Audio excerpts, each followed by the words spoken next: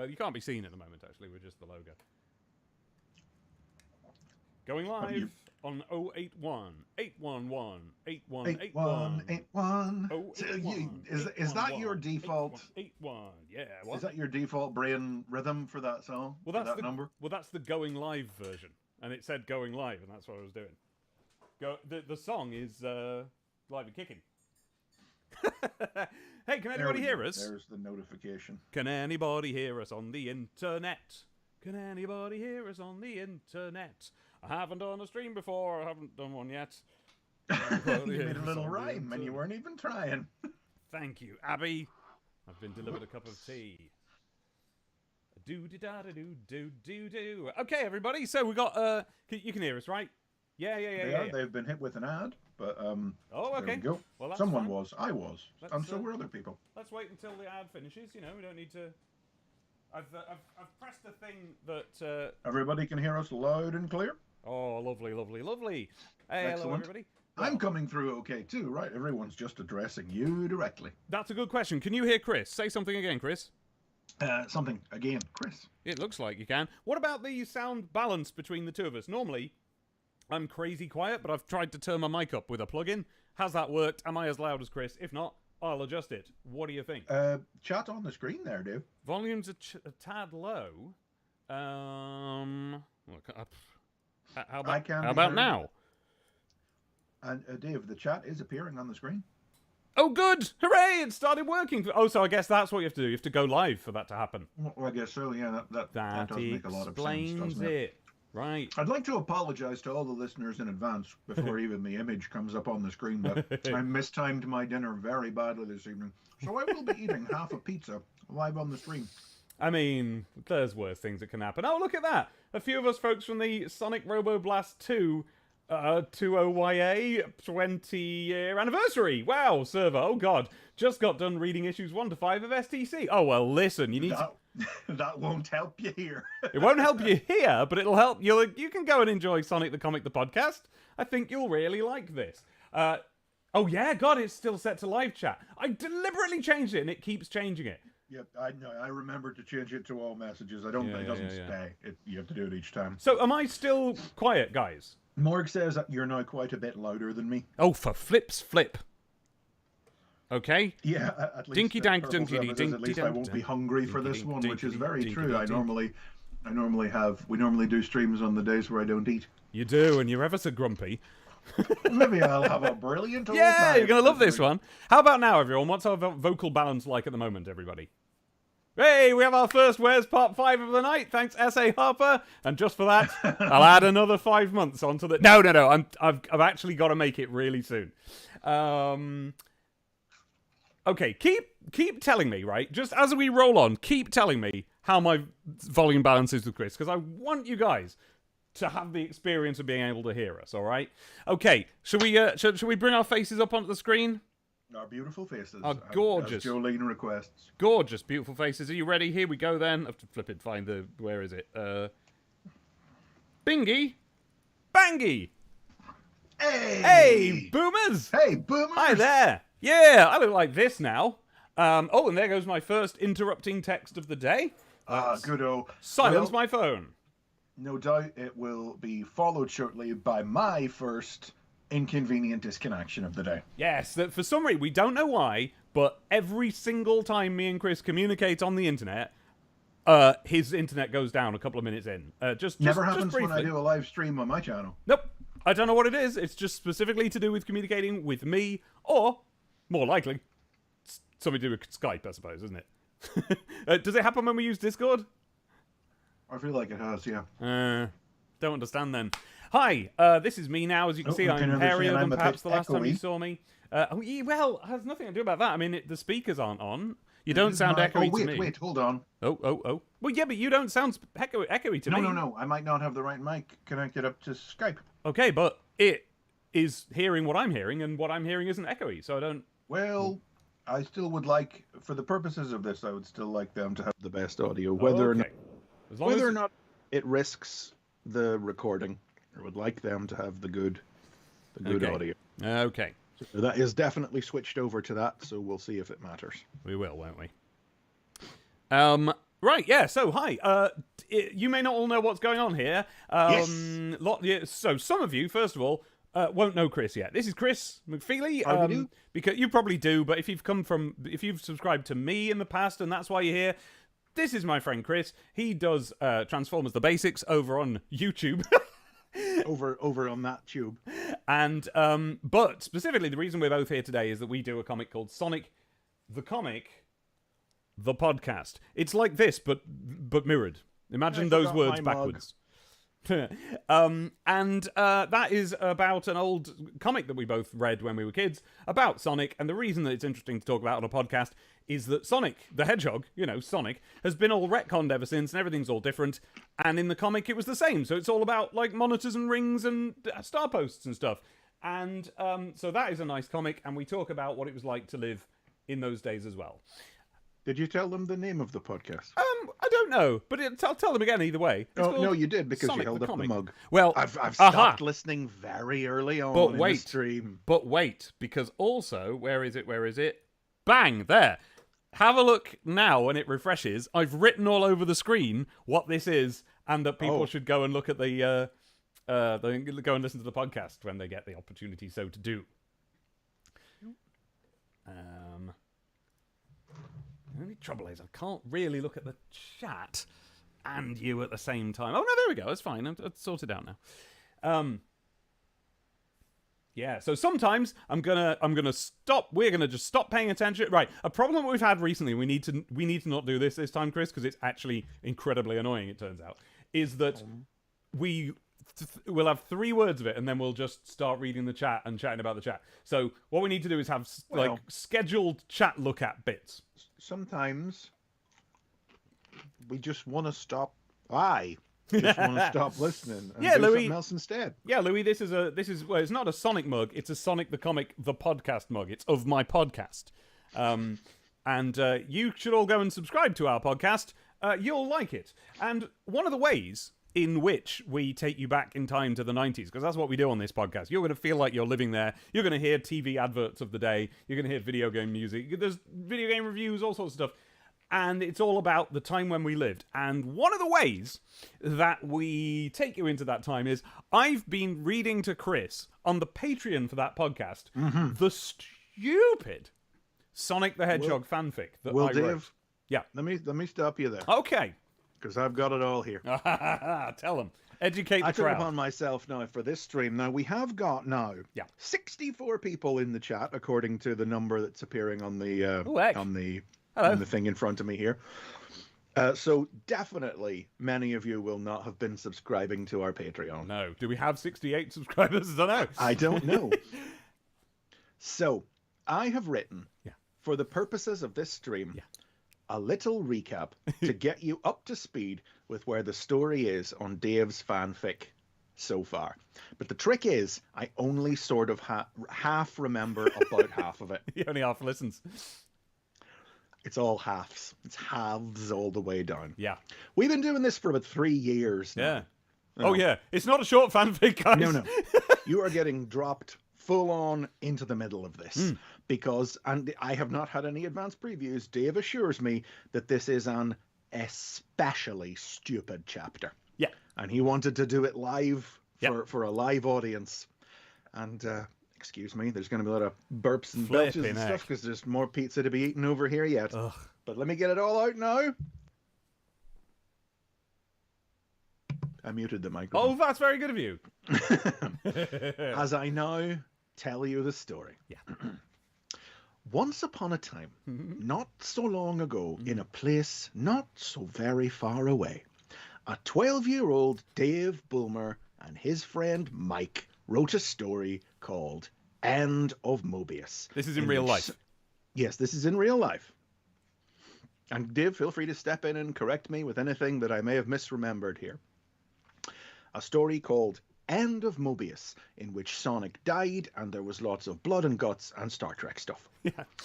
A few years later, after discovering the internet and Sonic fandom, 15-year-old Dave rewrote the story to be even edgier and cleverer and posted it online. And that is what we have spent the first 2 years of our Patreon going through. End of Mobius is very long, certainly felt very long, and very stupid, but the key points to know are... Dr. Robotnik harnessed the power of the Chaos Emeralds and turned the planet Mobius into a crystal egg. But Sonic and the Freedom Fighters escaped aboard a spaceship that Dave insisted on calling a night ship. With a little eye, like knights on the Saturn. Like knights. Not how I've written it down here, so it didn't occur to me to call it out. We also found out that the Omniviewer from Sonic the Comic, that's the guy who was a big face in a screen and could travel through space and time, we found out that he was an echidna who had been cursed to assume the form of a big screen.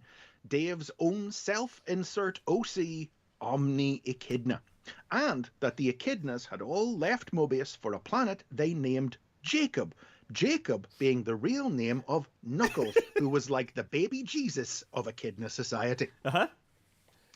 After a bit of titting about in space, some time travel bollocks happened that absolutely did not make any sense and caused the story to reset itself, and everything that had happened up to that point was undone. Then the story started over again, this time with Robotnik flooding all of Mobius with Megamac, and our heroes and the population of the Green Hill Zone escaped into space and colonized an assortment of other planets, building a new society. Sonic and Amy Rose got it on and had 2 children, Sonia and Atomic. But eventually, Robotnik found them, and in the course of a very silly series of events, Sonic and his mates all died, but they took Robotnik with them. And the whole story was bookended by a prologue and an epilogue featuring an elderly Atomic telling his own grandchildren the tale. That's End of Mobius. But soon after updating and posting End of Mobius, Dave got to work on the sequel, Secrets of Mobius. And at this point, he'd read Hitchhiker's Guide, he'd zeroed in on 1 or 2 of the very specific bits of Sonic lore that he thought were the most interesting and important. Still do. And off he went. But this story was never posted until now. So, in Secrets, time itself is broken. Alternate timelines are bleeding into one another, and characters from different versions of history, including the 2 timelines from End of Mobius, are coexisting in the same space. And the story, and this is how you can tell is a complex story written by a little boy who thought he was being clever, the story follows 3 main threads.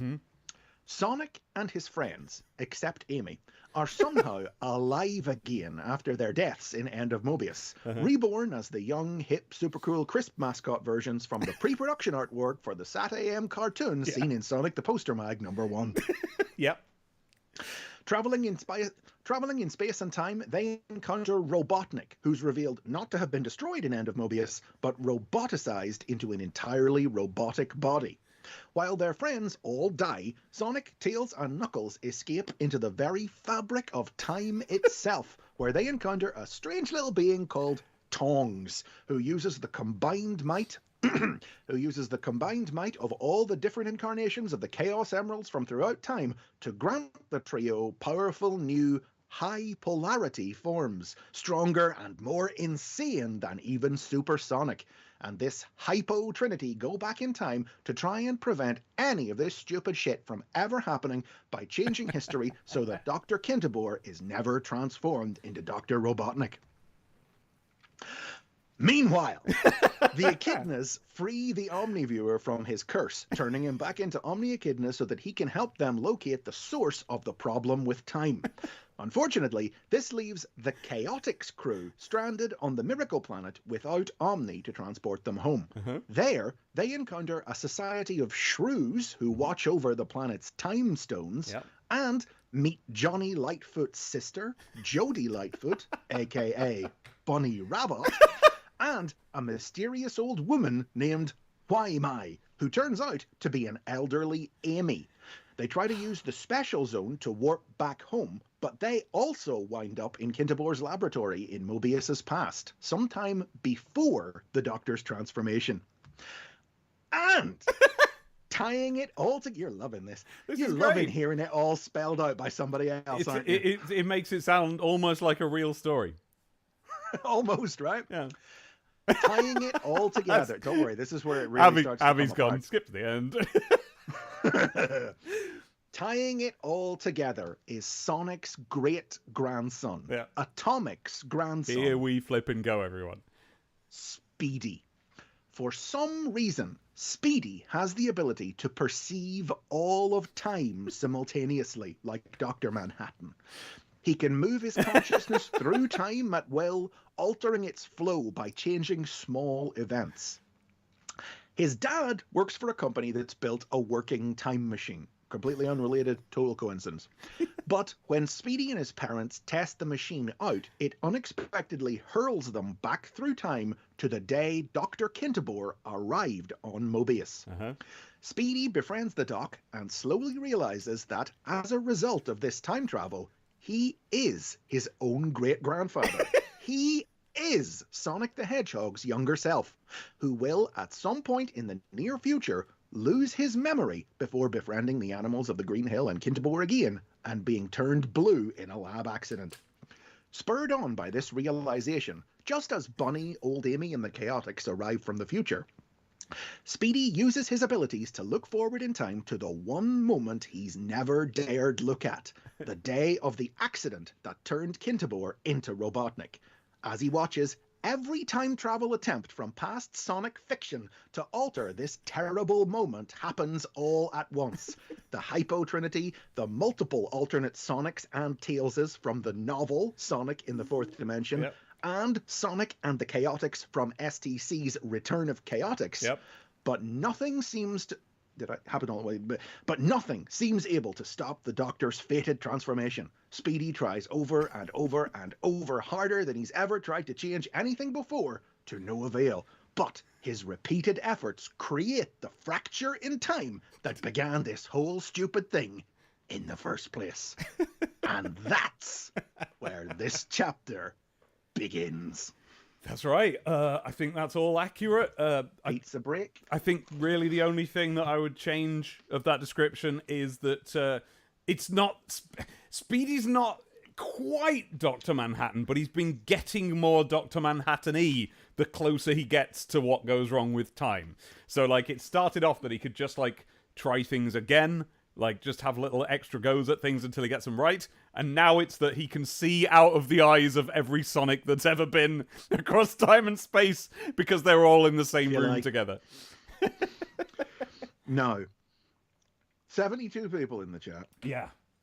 I'm not going through any of that again. No. If you are only just arriving now, yeah. Deep end, mate. Yeah. Don't worry about it. Don't worry about it. No hand-holding, no training wheels. That was for everybody who was here at the start on time. Except to say that if you've just joined us, I am about to read a Sonic fanfic I wrote when I was 12 to 15 years old to this poor man here, and he is just going to have to put up with that. But I've got a pizza, so I'm probably going to have something to occupy. Yeah, he'll be perfectly happy. He'll be all right. Yeah. Hello to everybody in the chat, particularly the people I know in the chat. Hello, everybody. Nice to see you all here. And yes, indeed, I'm hairier now. Okay, but I had a haircut this week. I was less hairy when I wrote this. So let's go. Here we go. All over, sort of just generally. TBO7, I had just read Hitchhiker's Guide, and trust me, that's what I'm going for as a teenager. Oh, God, yes. Oh, it's so obvious. Right. And so, we begin what I think is probably the stupidest chapter of the End of Mobius, / Secrets of Mobius. It is called... I'll be the judge of that. Chapter 29, The Final Battle. And I've really been looking forward to it. Well, so what you're telling me is that you remember some of this stuff. Yes. Because that's important, folks. Dave doesn't remember a lot of this. A lot of it. But clearly, what happens in this chapter is memorable enough. Chris, what I remember about it is that this is the best and coolest bit of the story. Okay. So... let us begin. Chapter 29, The Final Battle. Think of it like a Star Wars Episode 4. Don't worry, guys, that you've not been here for the other episodes. But if you like what you hear, then at any time you can go to patreon.com/STCTP, and I should have said that in the scribbly stuff. Right. Yeah, because it's got to be something to the tune of 40 episodes covering the thing. Something like that, 2 and a bit years. Yeah, so yeah. There's loads of content if you like this. 35 episodes, maybe? Yeah, 35 episodes. Things were taking shape in the sky above the flickering, chaotic green hill zone. The lab was gone, and Robotnik, the Hypo team, a version of Chaotix, a Porker Lewis, and several Sonics and Tailses stared up as the enormous machines phased into existence. Good start. How do we like this so far? Well, I heard it already, so I have nothing to add. One was in the shape of Sonic, but with various extra parts, and a huge metal axe strapped to its chest. The one thing I didn't put in the recap, the one thing I said, there's no way he's going to come back, unless you read it out at the end of the last episode and I forgot. No. The one thing I thought that was properly buried after him having died on at least 3 separate occasions, I really didn't think I needed to put it in the recap. Well, tell him now. What was in there at one point and I edited it out. Tell him now. Who is it? Who's Metal Axe? Well, imagine a Metal Sonic. Yeah. But he's a Metal Sonic Tails Knuckles. Yep, that's what it is. All the best bits of the 3 best guys in one, and he's gold, and he has an axe. He can beat up your dad. Yeah, that's what it is. Okay, one, because remember, there are 2 different things appearing. Is it 2? How many things? I think it's 2. So the other looked like Knuckles, but jet black, and made up of multiple metal pieces. Oh, I have really misjudged how much old shit was coming back from End of Mobius on this one. All the threads are coming, knotting together. The Sting, everybody, the Black Knuckles, a Metal Knuckles, who are made up before there were Metal Knuckleses in actual Sonic things, and he is the one who trapped Sonic and Amy in a cave, and their only recourse was to create offspring. Now he contained at one point in history a backup of Dr. Robotnik's mind. That's true, but he doesn't anymore. That's finished. He doesn't anymore. Okay, we have written that one out. Okay. Yeah. Both were half the size of a planet. Of course they were. Speedy looked up at them. That Speedy is the young hedgehog who's destined to become Sonic soon. Speedy looked up at them in terror from multiple pairs of eyes. Those of the young Sonic, recently blue and trembling with fear. Of an older Sonic, here from the future to try and prevent the past. And of an older Sonic still, here from another reality and imbued with all the power of the universe. This Sonic was so powerful that he ought to be able to destroy any enemy. But he was also weakening and had only a short time and a few bursts of power remaining before he died. He would have to be very careful what he used it on. The robots turned to look down at Mobius, and for a moment their eyes zigzagged as they took in so many versions of their old enemy. "Explain," said the giant Metal Axe. "I cannot," said Sting the Black Knuckles. "Then we destroy," said Metal Axe. Their chest lights began to power up. "Wait," said a new voice, deep Here we go. and terrible and robotic. Through the trees of the Green Hill Zone, another shape approached. It was less large, but something about it seemed so powerful. Its eyes were black. Its skin was polished gold and red. And it travelled in a flying device that made up the lower part of its body. That's okay. This I did put in. "For years," it said, "I have been planning my revenge against the hedgehog who defeated me." Oh, wait, no, shit. Okay, this is something else entirely again. "He is our adversary," said the giant Metal Axe. "We will destroy him. You are not needed." "But let me help," said the new robot. "I can be of use. I realized my form, modeled after Sonic himself, was inadequate, as Sonic is a loner who wishes to work on his own despite the loyalty of his friends. That was no form for a member of a collective. Now I have rebuilt myself using DNA stolen by my brothers long ago." My brothers, Chris. Do you know who this is? Do you know who's coming? It's the Emperor. I thought it was just Robotnik at first, but Emperor it's the Metallics. Emperor Metallics. Because obviously, even now that the story is at its literal climax, you could not still help yourself but to suddenly, completely unforeshadowed, based in nothing, drop some more bullshit into it. But it's not unforeshadowed. No, disagree. Wait and see.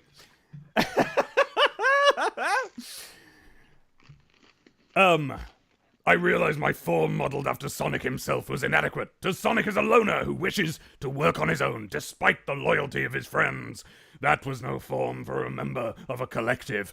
Now I have rebuilt myself, using DNA stolen by my brothers long ago. DNA perfect for teamwork, loyalty, and fighting together as one. In this form, I can add to your power. I do not offer physical power. I offer brotherhood. The youngest Sonic had never seen anything like this and was cowering in fear, his usual cockiness broken completely by the sight. The older Sonic who'd arrived here in the Omniviewer knew exactly who this was. The Emperor Metallix, the very creature whose minions had prevented the creation of Robotnik and who he had come here to defeat by creating him again. But this Sonic knew. And Speedy remembered now, he remembered everything now, that Emperor Metallix was not supposed to look like this. It was usually a blood-red Metallix modeled after Sonic. This one was gold and didn't resemble Sonic at all. Remember that a year ago, early on in Secrets of Mobius, the great shape of the Emperor Metallix hoved into view, but it looked different, and everyone was scared of it, and we didn't find out why. This was on the planet of Metallix. That's right, yeah. I mean, I assumed it was tying back to that. Once again, did have that in the summary, just figured that it couldn't possibly be relevant again. Since we discovered, last episode, that during the Reborn Sonic and Friends adventures through time and space, they found a planet just populated entirely by Metallixes. Yeah. And we discovered that that was something that Dave's friend Mike had written for End of Mobius, but which got lost or something, and which Dave found later and decided to just randomly incorporate into this. Yeah. And I just didn't think it could be relevant.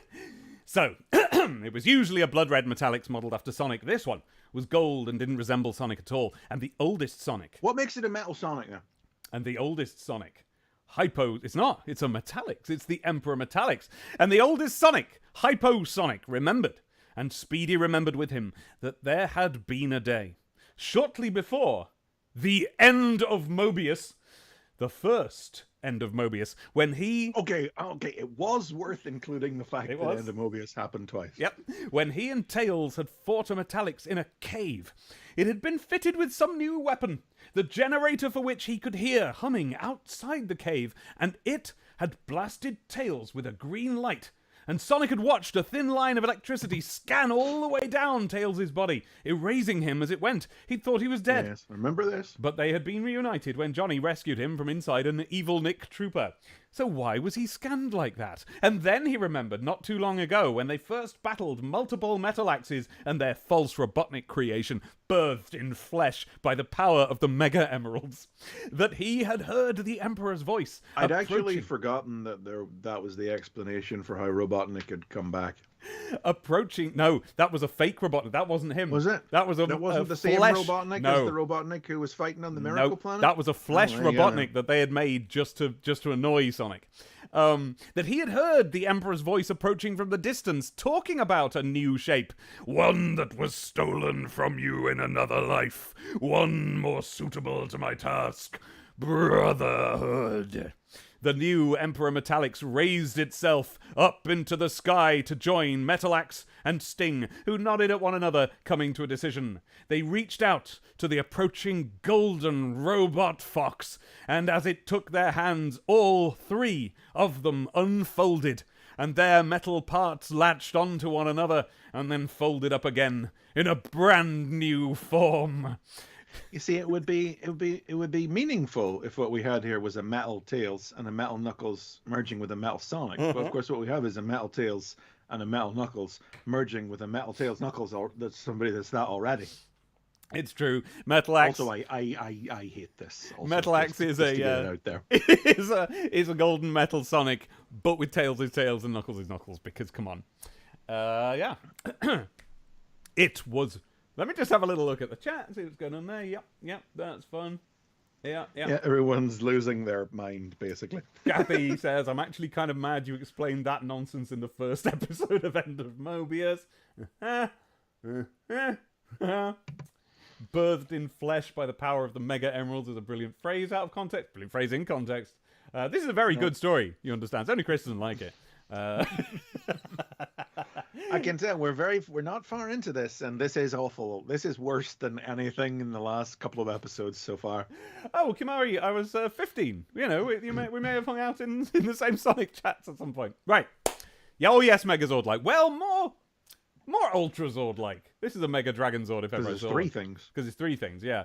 It was bigger than the Devastator had been. It was covered in more the Devastator. Don't worry. It was covered in more spikes and blades. Its tails whirled like a circular saw. Its knuckles extended out in front of it like swords. Its spine spread out dangerously in all directions. We are the Ultra Devastator, it said. Our Ultra Zord, our brotherhood is complete. Your destruction will also be complete. I thought it was possible that might be what was coming through the portal, and yet I chose not to put it in the recap. Stop! Shouted Robotnik. Yeah, please do. Stop! Newly created and pointing up at them from the ruined space where Kinterbor's lab had been. Because if you aren't following, this is all happening in a messed up version of the creation of Robotnik scene from the Sonic lore of the time. Stop! I do not recognize any of you, but I know my own skills when I see them. Clearly you are from a future in which I rule the planet and create you as my deadliest weapons. Serve me! Destroy these fools, then we shall set about conquering Mobius! He is right, said another new voice, bellowing out across space. The atmosphere of the planet shuddered as the voice slammed through it. I've never lost my patience as quick. Setting more waves of chaos rolling across the land. You serve the almighty Robotnik! A dark shape began to rise over the horizon, black but gleaming in the light of the Mobian sun, with bright red eyes and a bright red moustache. I hope he's lit that up. Spreading out above a body like a new planet. Hyposonic knew it. The thing that had killed his family and destroyed his adopted home. The Robotnik bot. Dr. Robotnik, said the Ultra Devastator. My old master! So you are here as well! I'd like to pause here for a moment, if I may. Okay. And I'd just like to let the audience know that this story has contained some genuinely interesting ideas. It is all the stuff that Dave has cannibalized from Hitchhikers. Yeah, but there is some genuinely clever stuff for a teenage mind to have come up with about the flow and the motion of time and four-dimensional thinking and the positioning of the characters around the narrative and everything. Like, clearly this was all written out beforehand. Post-its were arranged to show how all the timelines lined up, and you know, and there are times whenever the story has been genuinely interesting, and then there's these bits. These are the best where bits. This is like the end of Mobius, where suddenly instead of a 15-year-old who thinks they're being clever, we are back to a 12-year-old thinking they're being cool. Yeah. And it's the fact that you've dredged up all of the worst shit from End of Mobius in the space of a couple of paragraphs. Asterisk best Mega Droid. Nope. I can't. I will not. I can't take it on. This is. Yes! And finally, in my final body, I can exact my ultimate revenge! Robotnikbot bellowed. Destroy Sonic the Hedgehog before he even begins to fight me! The damage to reality that has crushed our lives together will finally be undone, and only I, as supreme ruler of the universe, will remain! How is he proposing that these things half the size of a planet kill that one very specific Sonic without harming anything else around it? I'm sure they'll just like harm everything accidentally else killing around his own past self, you know? What has happened to reality? Asked the smaller Robotnik. Even me, with my level of genius, cannot quite understand what is happening. Clearly I survive into the future and prevail, though. Tell me, what have you learned? I have learned that the borders between times and realities are no longer an impedance, said the Robotnikbot. Not exactly weakened, but slippery. Push against them and you can find yourself sliding into a different one. If I wanted to travel to before the destruction of the Robotnikbot and save it, for instance, no problem. If I wanted to upload my brain into it so that it is my primary body and I am its mind, nothing was preventing me. I assumed that's what had happened here, but because we've had multiple. There has been encounters. A specific Robotnik in this secret story that I don't quite remember exactly where he came from and how he's not dead. But I remember he's fully roboticized. That much I remember. He's been a number of machines going on about how this isn't even my only remaining body, and this isn't even my final form. And now I think we found his final form. An old form. Yeah, well, yeah. I mean, right up until he combines with Titanus over there, whatever his name is, the Destructor, the Ultra Devastator. Yeah, right until he combines into the Ultra Robotnik Devastator. Oh, flipping heck! There's an advert. How do I stop those? How do I stop the adverts? Well, I don't know, but I think the stream picks up from where they stop. Well, then it's not live. Well, it's not live anyway. There's always a slight delay between you and me talking and them hearing it. I suppose so. Depends how long the adverts are. Oh, there's a button there that says delay ads. I'll just press that. Let's see how long that lasts. Go for it. Okay. Oh, that's going to last 10 minutes, so I'll click it again in 10 minutes. I'm surprised you left the monetization settings on. Well, you know, I've got a big bill coming up. I mean, yeah. If I wanted to upload my brain into it so it is my primary body and I am its mind, nothing was preventing me. If I wanted to power it with more... With the Chaos Emeralds. With more emeralds. Yeah, sure. The Robotnikbot shimmered, and suddenly it was surrounded by a ring of bright emeralds in every color, including some Hyposonic had never seen. Easy. I need only fetch them from any reality that still contains them. More? It shimmered again. More? And was surrounded by a second ring of emeralds. And more? A third ring of emeralds appeared. All three began to glow, and the lights connected to form one giant ring. This is where this is going. Which was revolving around the Robotnikbot and powering up, ready for a Mega Blast. This story really didn't seem like it was going to culminate in giant robot shoots. There hasn't been a lot of that in the story. Well, remember, this isn't the end. This isn't the last chapter of the story. It's the climax. But it's the final battle. Yeah. And if I wanted to erase you all from reality using their power, in the blink of an eye, no problem at all. The emeralds... Tell you what, this lines up quite nicely with where we are in the podcast at the moment, isn't it? Yes, that does indeed. The emeralds... Not that they've heard that yet. Oh, true. The emeralds flashed once, then again, then their light combined into one giant growing ball. Suddenly there was a blinding flash and a sound like giant cathedral bells colliding, and the blast of energy from the Robotnikbot shot out past Mobius and out into space. What? cried the Robotnik bot. Next to him hovered the Ultra Devastator with its fist extended. It had punched the Robotnik bot off aim.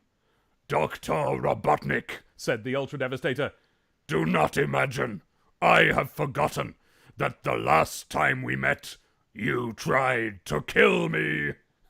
What? Said the Robotnik bot. But I created you!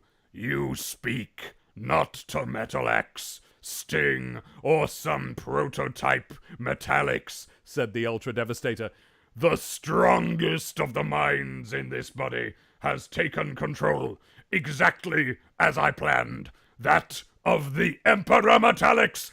And this the thing last that has not time been a presence in this story up until now, and suddenly it's coming in and taking over the end. Fucking bullshit. And the last time bullshit. you and I met, so mad. you revealed that you had hidden a self-destruct code inside my brain and that of my brothers. For that, I cannot let you live, and so I shall take your own advice. The Ultra Devastator shimmered and was suddenly surrounded by multiple rings of emeralds, glaring bright with energy.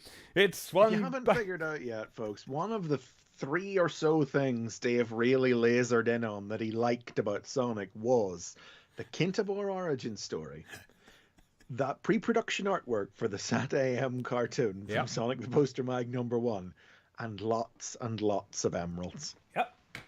Still love that stuff.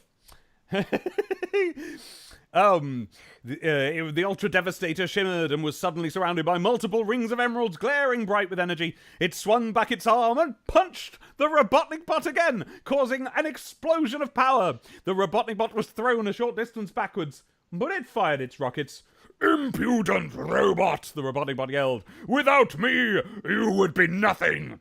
It shimmered and was now surrounded by hundreds of emeralds, covered in a force field of incredible energy. I can't believe that. I can't believe this. It blasted forwards. I thought there might be something intelligent about this. To collide with the Ultra Devastator.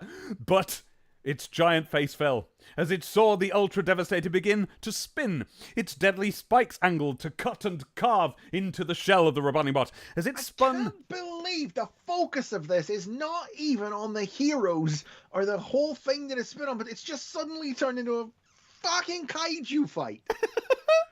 Between things... Oh my god, I'm so mad. I'm so mad. I haven't been this mad in a while. It's deadly spike. The pizza didn't help. We're going to have some big rage belches coming out soon. Its deadly spikes angle to cut and carve into the shell of the Robotnik bot. As it spun, more emeralds appeared around it, and it absorbed their power, glowing and flashing all the colours of the rainbow. The collision was spectacular, sending blinding light out as if it was daylight in space. The wave spread to light up unsuspecting planets for a moment as it travelled. Robotnik bot looked down at its fist, and light gathered in it.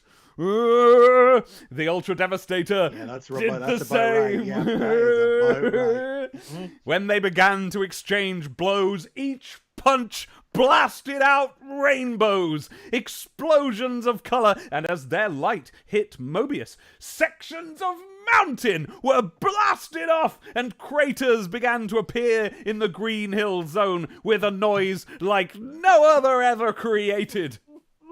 They are distracted, said Hypo Tails.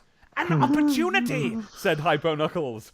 Now! Commanded Hyposonic. The 3 of them shot upwards, leaving pillars of white light towards the Robotnik bot.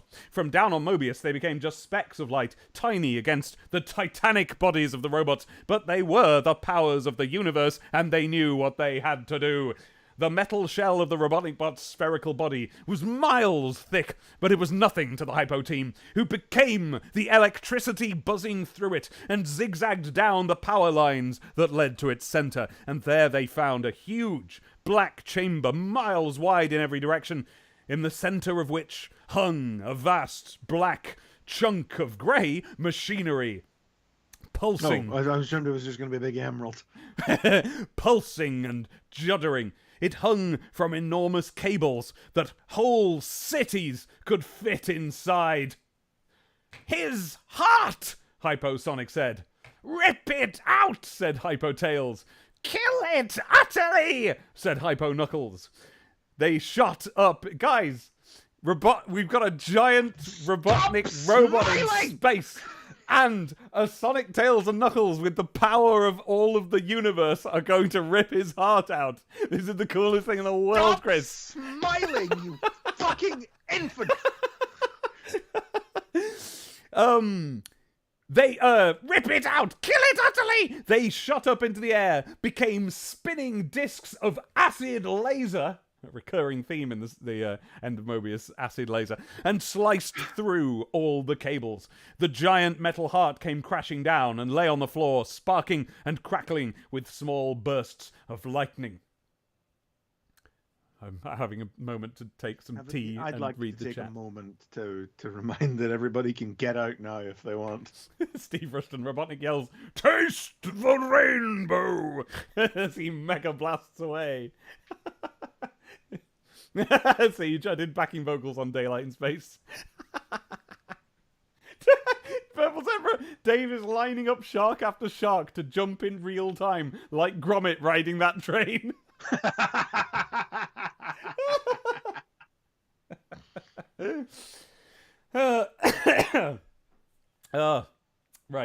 Right. I genuinely, Yeah. I can't believe this. At least someone's enjoying themselves. Really, there has Wife been of the show, Abby Bulmer there. genuine thought and intelligence repeatedly has emerged from the morass in the course of this story. And I cannot believe that the only way you thought you could end this was End of Mobius 3. This is End of Mobius. This is all End of Mobius. It's got another name, But that's my point. but it's all End of Mobius. You have come so far, Dave, since End of Mobius. And I'm disappointed to see you backslide. You're not applying yourself. See me. Right.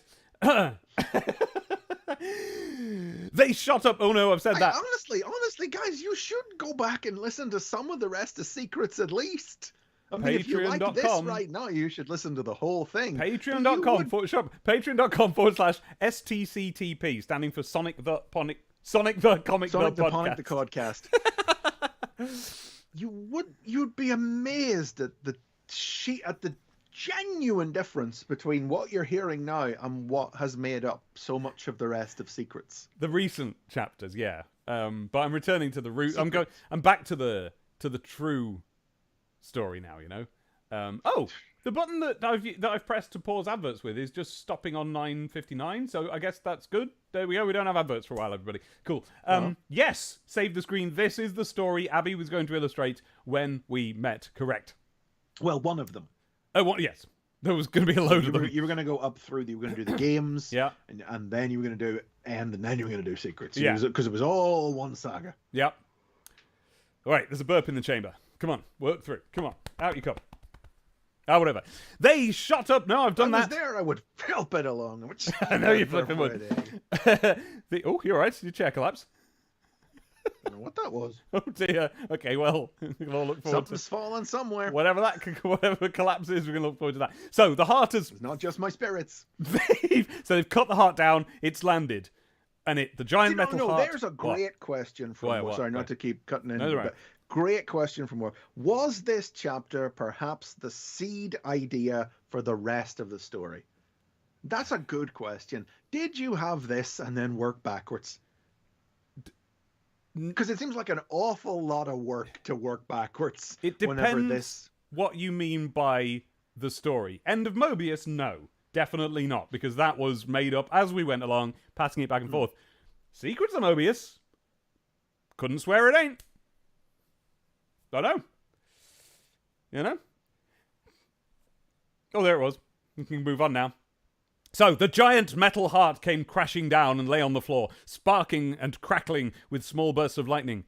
Suddenly it reared up and unfolded into a multi-limbed creature with a fearsome face. Twin blades ripped themselves free above its giant gnashing teeth. Robotnik was in there. "It is futile!" he screamed. "I am unstoppable! Look!" Above them, a new heart was already unfolding from inside the machinery. It glowed with rainbow light from emeralds that powered the Robotnik bot. "Now die!" The machine creature split into three and launched itself at them using powerful spring feet. The trio of attackers passed through Hypo's light bodies, but when they smashed into the ceiling beyond them, they reformed into one and gripped on with metal claws.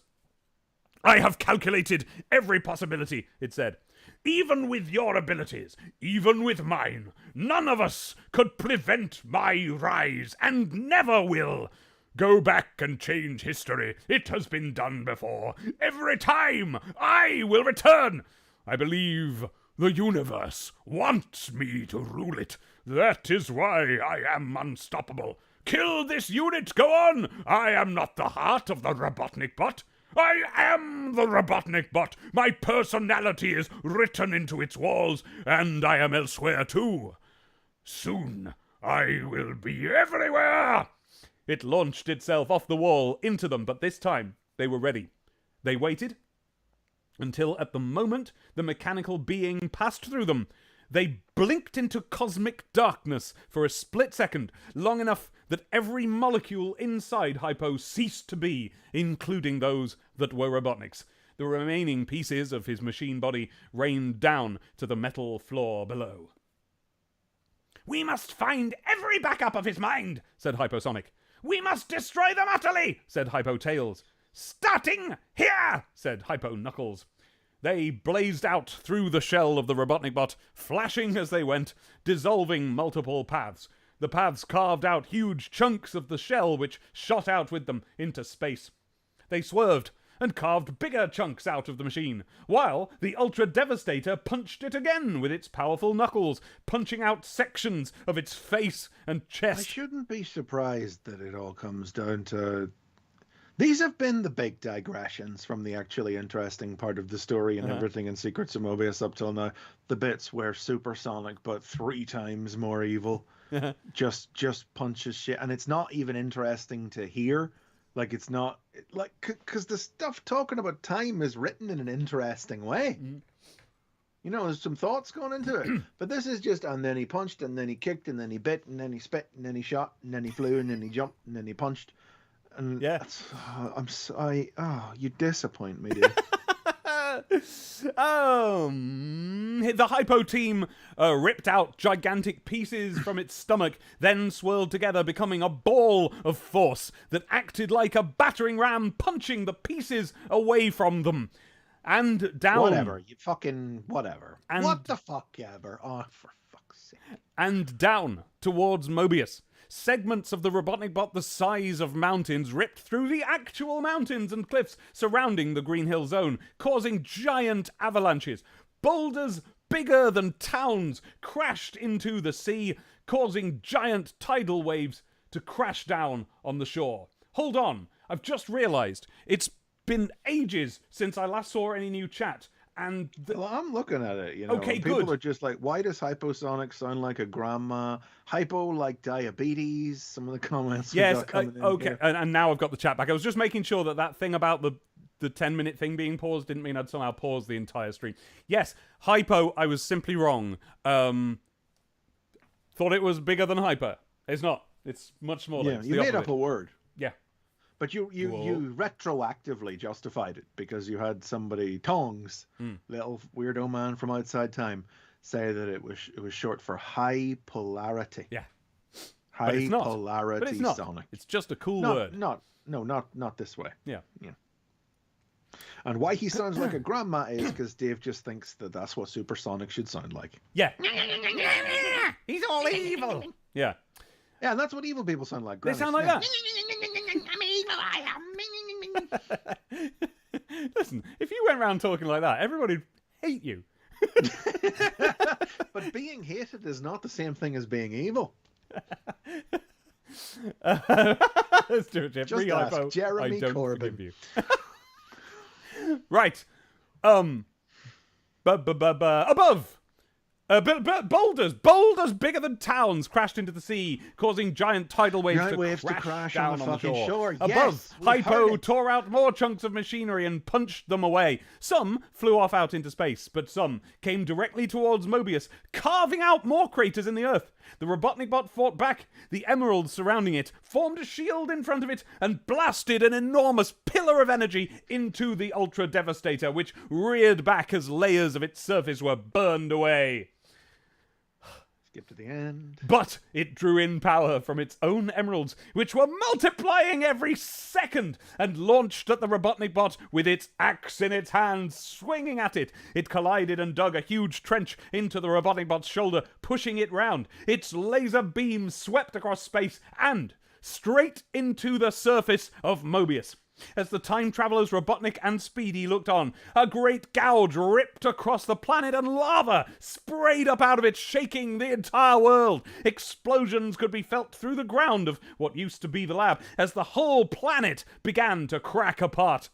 Dr. Robotnik, newly created, was cheering and jumping up and down as he witnessed this new destruction, the new End of Mobius. 3, the sequel. All around them, from inside the craters, machinery dragged itself out to the surface and bounded like black lions across the land towards the remains of the lab. They skidded to a halt around the newly created Dr. Robotnik. "I will never give up, Sonic!" they yelled in unison. "Not until you are all dead and I control all living worlds. There is no escaping Robotnik, that which will govern the universe, and that which will one day end it!" They launched forwards, attacking the gathered Sonics, Tailses, and Chaotix. This isn't a bad premise, Robotnik. Is it not? Thank you. No, the idea that, that you're taking the idea that Robotnik's origin is like a fixed point in time and inevitability that must occur, and he's let that go to his head. Yeah. That's it's just unfortunate that it's being expressed in a fucking Godzilla fight. They launched forwards, attacking the gathered Sonics, Tailses, and Chaotix. Mighty ran to attack, but arms of machinery crunched down onto him, smashing his shell. Yeah, smashing his shell with the force. Vector was lifted up and snapped in half. A metal piston... we're doing this. Why is this just End of Mobius again? This is End of Mobius! You are better than this! I am genuinely furious. A metal piston smashed through the Omniviewer and opened up into huge claws that ripped his frame apart. The youngest Sonic, with Speedy looking out through his eyes, saw his own future up there in space. White hot. What? Wait, End of Mobius 3.33, you cannot redo, as PlayStation says. Genuinely. Why aren't the Mario Brothers helping out Louis Strong? The original Why version. Indeed? I mean, the original version had the Power Rangers in it. They have been replaced with Chaotic. Christ. I have told you this like 10 times. Of End of Mobius that we wrote at school. That. Well, yeah, but this isn't that. They weren't here for this. No, I changed them into the Chaotix for the internet version because it had to be grown up. Because come on, no, let's not be silly. The youngest Sonic, with Speedy looking out through his eyes, saw his own future up there in space, white hot and screaming with pure hatred, ripping Robotnik to pieces and slamming those pieces down into his old home, destroying it completely, causing the End of Mobius. All he could see in that blazing being of pure power was malice, pure evil. "Now the other!" screamed Hyposonic, and the team spun round and blasted out. Like a boiled sweet. And blasted out towards the Ultra Devastator. They zigzagged through its internal maze of pipes and corridors, bouncing off surfaces as 3 lines of laser light, until they reached the enormous brain unit, made of 3 clumps of computer banks clipped together, with golden lines connecting them all. Everyone's gone a bit mad for the Power Rangers thing there, Dave. Ashley wants to know which Power Rangers they were originally, but of course they were the Mighty Morphin Power Rangers. Yeah, of course. They've stopped after them. The Power Rangers, yeah.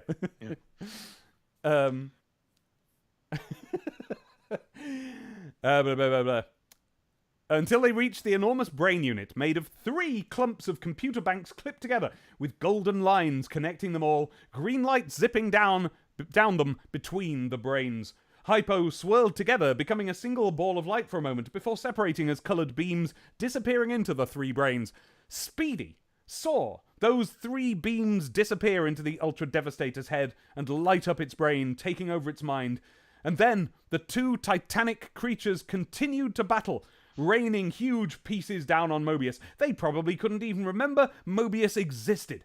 The craters were opening wider as the planet shuddered and lava was pouring out over the Green Hill Zone. More chunks... Oh, hang on, sorry. I gotta take issue with something Kimari91 has just said here. This is prose written by someone who loves comics, and that is very charming. Wow. You'd never read a comic that anything like this had ever happened in your life at this point. I'd never read any Cape comics. Never read a comic with a punch-in. Actually... You've never read a comic where somebody shot a slingshot. Do you know what? I've never thought of this until this moment. But actually, this lines up with when I started reading Battle Angel Alita. And that's robots punching each other. It is. Some of them are quite big.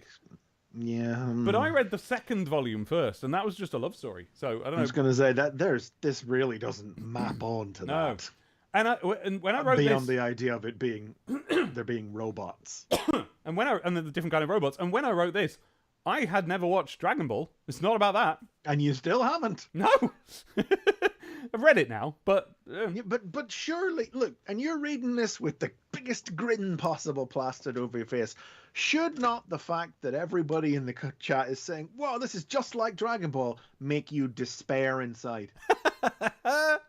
If this is so cool and the best thing ever, and you that, folks, Dave doesn't like Dragon Ball. No, not really. Z. Yeah. Not really. No offense to the fella, of course. You're just afraid to say your true feelings on the stream, sir. Well, great respect for the recently departed author, who and I genuinely won't say any more about Dragon Ball Z. Who I genuinely have a lot of respect for, and I loved the first few books of Dragon Ball that I read, and then it got all Z, and I didn't like it anymore. And should not the fact that everybody's like, wow, this is just like Dragon Ball Z, make you reflect in any way and stop fucking smiling about it?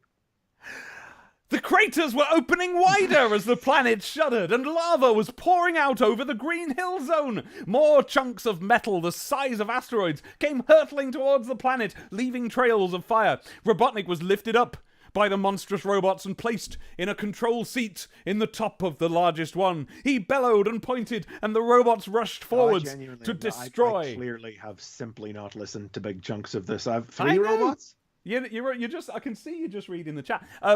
So out of the lava have crawled some robots who have now run to the lab, and they are any robots in particular. Just metal things, and some robots. Same as with the heart, they're just metal stuff, and they're now crowding around Robotnik and going like, "We're Robotnik. We're all Robotnik. We're going to destroy you all." He's gone again. Right, Robotnik. It's just Sonic, but way too much. Siege feathers. Robotnik bellowed and pointed, and the robots rushed forwards to destroy. They squashed Charmy right in the air, and Espio, who had turned invisible in a desperate attempt to survive, was plucked off the wall and crushed not by a metal hand, but simply fed through the whole body of one of the machines, never to emerge. The robots turned to face the remaining survivors. 2 Tailses and the youngest Sonic cowered behind 2 time-traveling Sonics, and in front of them all, the older Sonic, who had arrived here with Chaotix, was preparing to fight, but even he knew it was hopeless. And above it all, the planet-sized robots in space continued to fight, exploding with light with every blow. The thing we're coming around on, says Great King Zilla, is that Team Dave would have loved modern Sonic. I'll tell you what Team Dave would have loved. Those bits in Frontiers where you're Supersonic fighting a big thing. You know, those boss animation things. We would have liked those. Well, everybody loved those, because that was a perceivable scale. You've gone full Gurren Lagann here. Haven't watched that.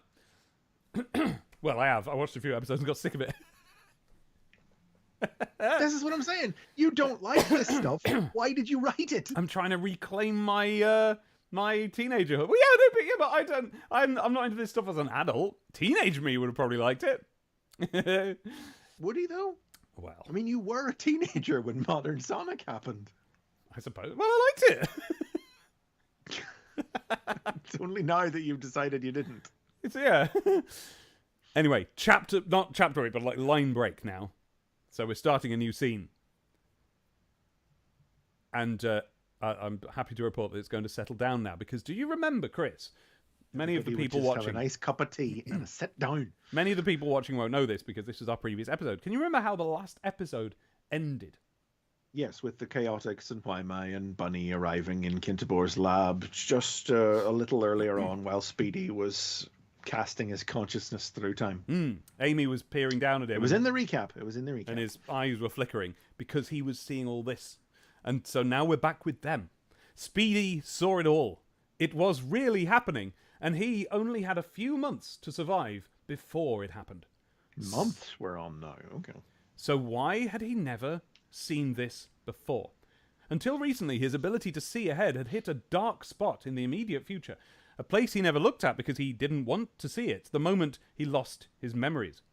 It was something Kintabor did, a breakthrough he reached in his experiments. Beyond it was Sonic the Hedgehog, Tails, Amy, the Miracle Planet, the Freedom Team, the Floating Island, Knuckles, and all the adventures that led back to here, a giant loop in time. Had he just seen what happens beyond the loop? The reality waiting if Kintabor didn't get it right. But if he did, there was Robotnik and everything that led up to the original End of Mobius. Robotnik, either way, and the destruction of the planet, either way. Gasping in air, Speedy forced himself back to the present, to try again, to get it right. The elderly Amy Rose and Bunny jumped back as he sat suddenly upright. "Doc!" he cried. Kintabor whirled round. "What is it, my boy?" It wasn't just chaos energy that the emeralds contained. That vision of himself and his friends. It contained the negative energy and the positive energy, and he had to use that one. That vision of himself and his friends from the far future, burning with emerald power, hadn't just been chaotic, but evil, unfeeling and out of control. All they had wanted was to destroy. They had started with Robotnik, but they were taking out the whole planet in the process. How was that any different? The emeralds in the chaos compressor. Is it possible that all that chaos you've sucked into them might be not just chaotic, but actually evil? The power of Interesting evil that itself? even as a kid you're drawing the distinction between the two when so much fiction will equate the two generally. I guess I would have thought of chaos as in Chaos Emeralds as like special zone Weebly stuff, right? Like Yeah, sure. things going weird. And we've seen this because the Green Hill Zone outside, the world is going all wobbly, and that's why Kintabor's But of course, pull like it in. Sonic media itself inherently did treat, did conflate evil and chaos. Because that was the whole point of it. That's what Kintabor was doing. He was compressing all the planet's evil into the emeralds. Kintabor gasped and typed some numbers into the keyboards around him. Numbers appeared on the screens above them. "Yes," he whispered. "Yes, it certainly could be. That makes this an even worthier cause, to rid a whole planet of all evil." Okay, But it so means- we're up in the game. "But it means it's all the more important that we find the final missing emerald. I can't rely on my own guesswork anymore. I need to involve more people. All people. Yes, I could send out my robots to install computer terminals Bulletin board system. all around Mobius, so that anyone who has any clues to the whereabouts of the missing grey emerald could send electronic messages to me. A great global project to rid the world of evil." Speedy grimaced. Now, we've paused the story for Dave to now just recite bits of Stay Sonic. Speedy grimaced. That was what Which has been a Kintabor- large percentage of the last couple of chapters. That was what I'm Kintabor... trying to remember where I think the good bits are, and I'm starting to forget. That was what 'Cause it's Kintabor was been always going to absolute do. bullshit, or reciting off bits of Stay Sonic. Yeah. Well, that's what we are. This is a not reimagined, not really changed in any way, revisited version of the Kintabor retelling. origin story. Yeah. Yes. Speedy grimaced. That was what Kintabor was always going to do. Whatever he did, whatever he tried to change, whoever he tried to warn, it always ended up the same. And suddenly, something reminded hyposonic, of a distant memory. The power of the mighty stone in his veins allowed him to see all of it, even things that happened before his memories were wiped as a child. He remembered making that exact realization. He saw what he was doing now, inside his colossal new body, battling Robotnik out in space, and he remembered seeing it from down below, and he remembered that it was wrong. And he realized that moments ago he would not have been able to have thoughts like that. Hyposonic didn't think at all, he just destroyed. So his powers must be draining again, and this time it would probably be for the last time. Thank God. He looked back over his life, growing up on Besso X3, traveling back in time. That's one of the planets that they colonized in space. It's where Speedy was born. Because all planets are in space. Yeah. Growing up on Besso X3, traveling back in time and meeting Kintabor, losing his memory and spending time in the Green Hill Zone, meeting Kintabor again with neither of them knowing they'd met before, then turning blue, watching the creation of Robotnik, the fight against Robotnik across his whole adult life, then the end of Mobius, life on Zephyrs 2, his first death aboard the Devastator, reaching the halls of Sega with all his friends. And then a sideways slipping feeling, a bright light and an impossible change, a new life, the continuing struggles against Robotnik and his forces, and the day they'd realized they'd been here before, remembered their deaths, and realized this was a second life that they shouldn't have had. He remembered how they vowed to find out why they were alive again, and to find out whether there was a purpose behind it. Listeners, these are the prototype Crisp Mascot Sat AM versions. Yeah, don't tell them. Okay. You told them at the top of the show. This is the hard deep end. Nobody gets brought up to date anymore. Okay. He remembered how they vowed to find out. Okay, yes, well, no, okay. The whole chat has gone, the halls of Sega? Yes. That's hedgehog heaven. That's where they went after they died. They went to hog heaven.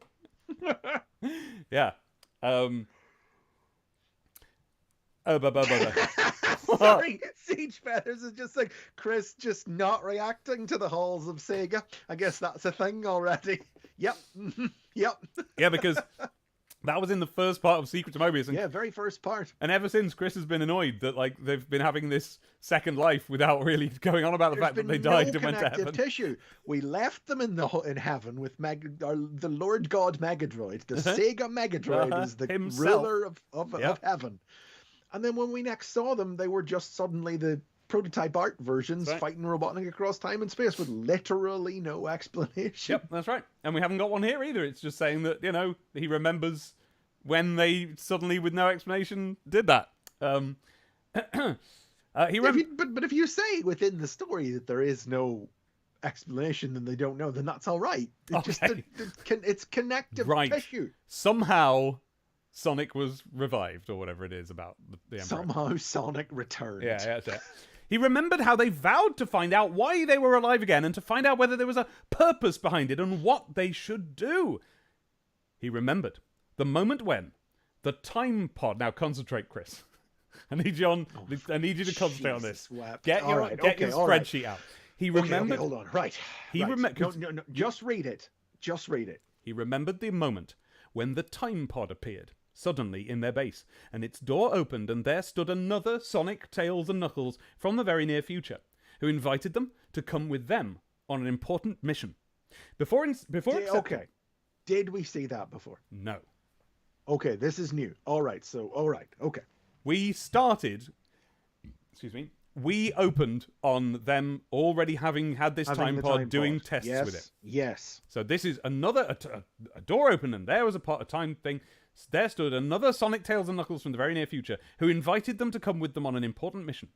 Before accepting, they'd insisted that Porker examine the pod first to make sure it wasn't a trap. The time travelers had known they would say this and accepted with a smile. Porker had been fascinated to find out about how it was powered using a speck of dust shaved from the outside layer of a time stone, but he noticed it was severely weakened, probably by having to exert a lot of power for some reason. The Sonic, Tails and Knuckles who had arrived in the pod said that yes, that was probably because they were creating something quite close to a paradox by coming here, and that they would explain later. But the mission they were all about to go on would prevent that paradox. So, They followed them into the pod, being careful never to touch or time would fuse them together. Martin Adams, stay Sonic. Adams I mean, fourth dimension. Their future selves keyed in some coordinates and explained to them where they were going and what they had to do there. They landed inside a family home somewhere on a distant planet called Bezo X3. When Ampersandro's just asked, I was just about to ask, did we ever get concrete info on who stole Speedy's family's time machine? We did not. This was a very little thing that happened very early on, before Speedy and his family used the time machine to get themselves sent back to Kintobor times. Was that someone snuck into the house, stole it, and then it reappeared again. Now, at the time, I assumed it was the Chaotix, for reasons I have since long forgotten, but apparently. They landed inside a family home somewhere on a distant planet called Bezo X3 when nobody was home. And there they found and stole a time pod, surrounded by open packaging. In fact, it was the very same time pod.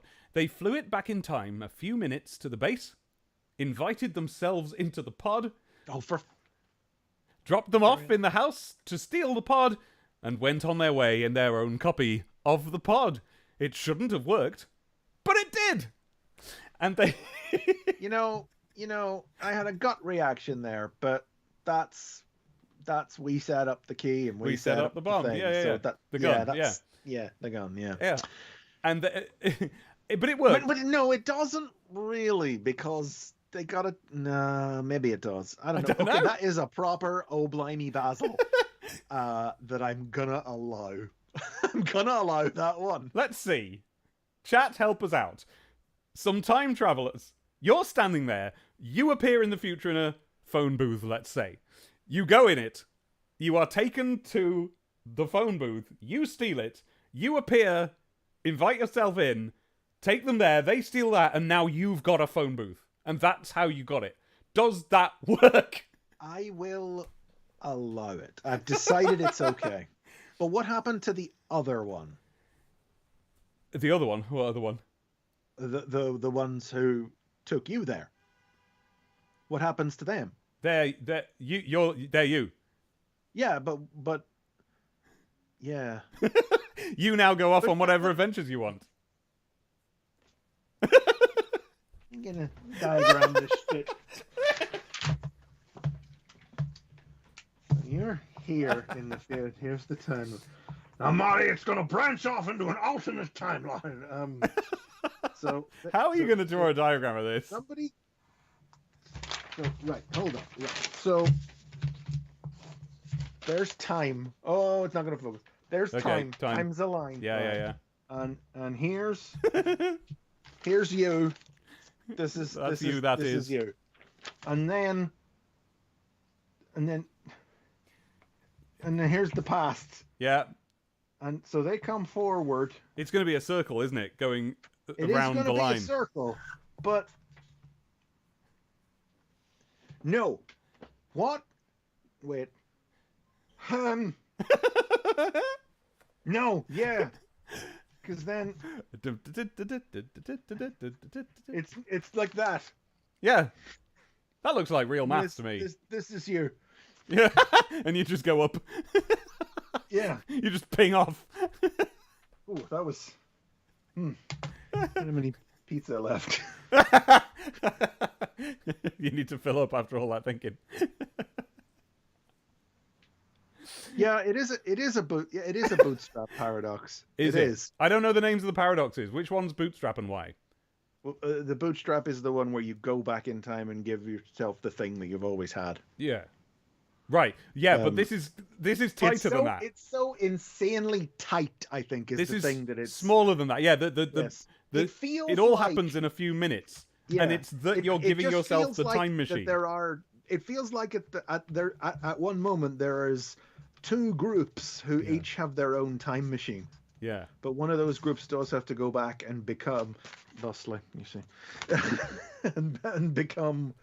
Yeah, no, there's no loose end there. Yeah, okay, I will allow it. Champion! Yes, I've written the ultimate time travel story. Yes, I've done it. It shouldn't have worked, but it did, and they hoped they would find out eventually why. Time eating itself there, Chris's time.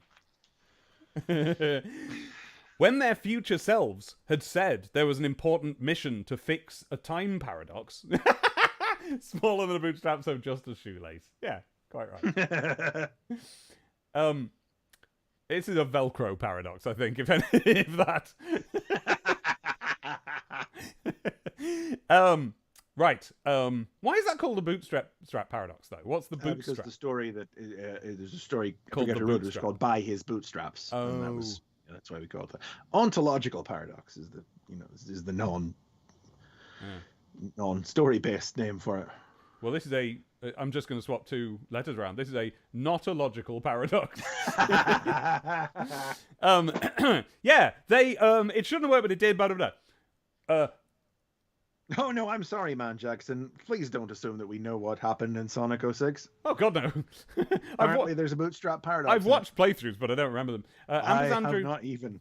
Okay, Ampasandrew says, I think it only works if they still bring back a can for Speedy's family. They have to find it. Yeah, they have to return the pod at some point.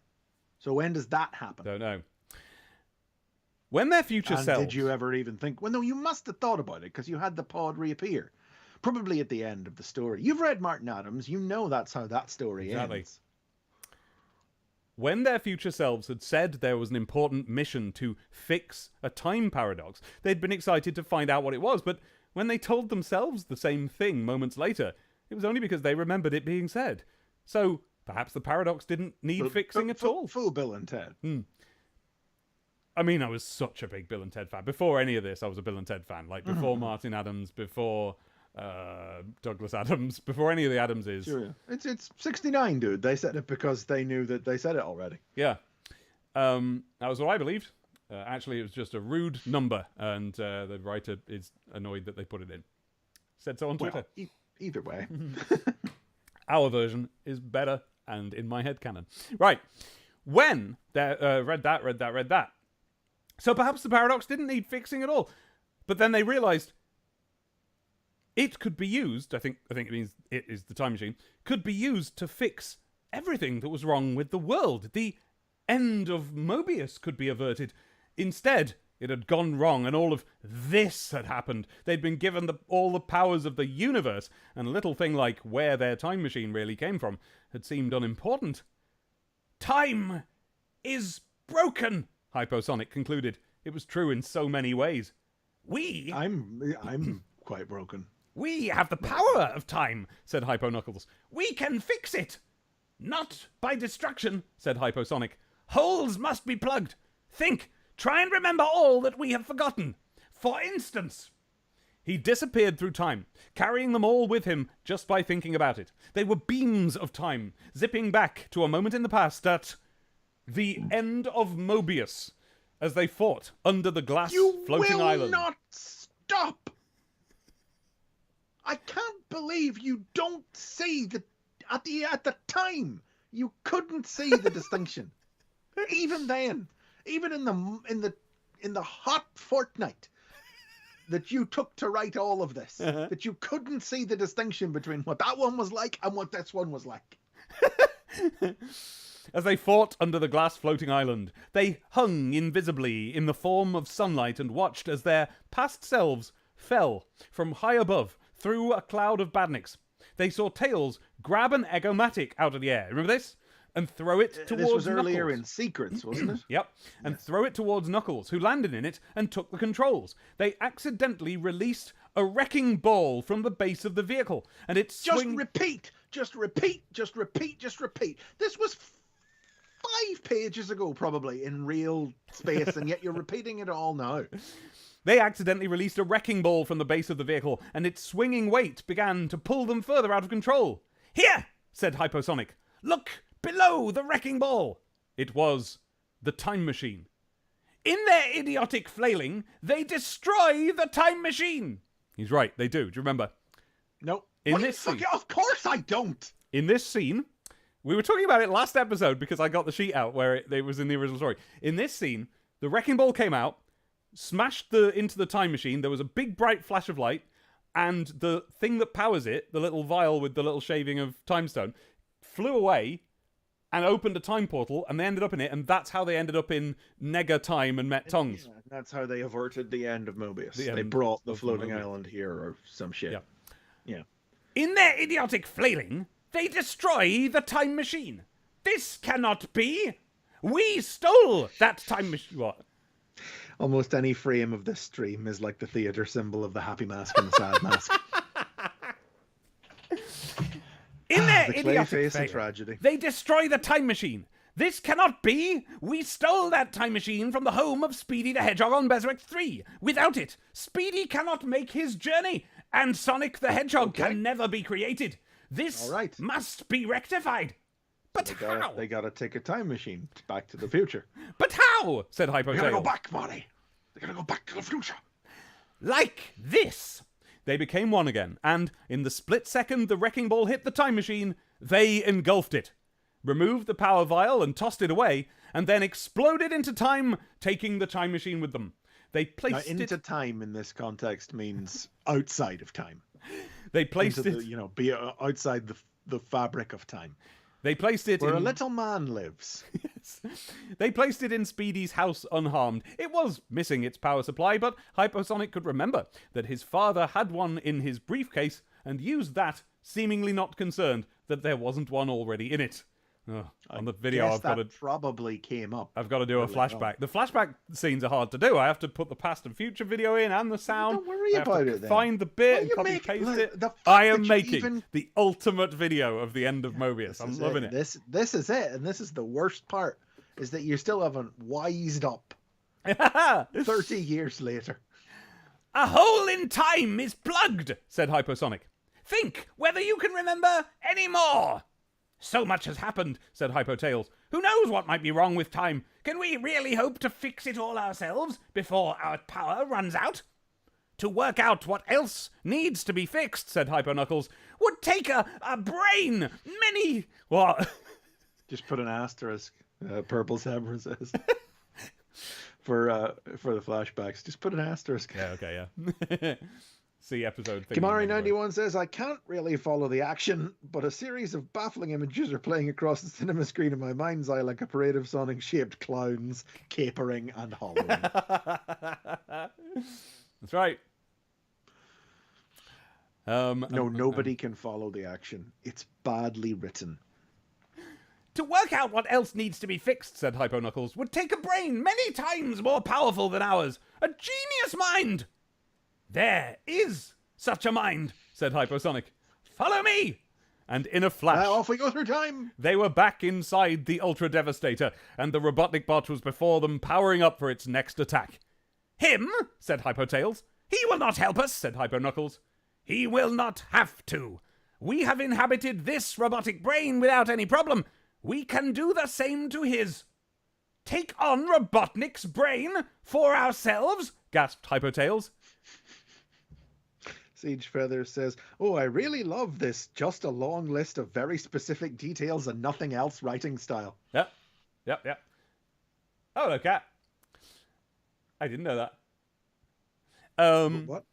You know, cat from Guy and Cat, presumably. Oh, unless it's my other cat. I know multiple cats, but I think, based on the spelling, it's cat from Guy and Cat.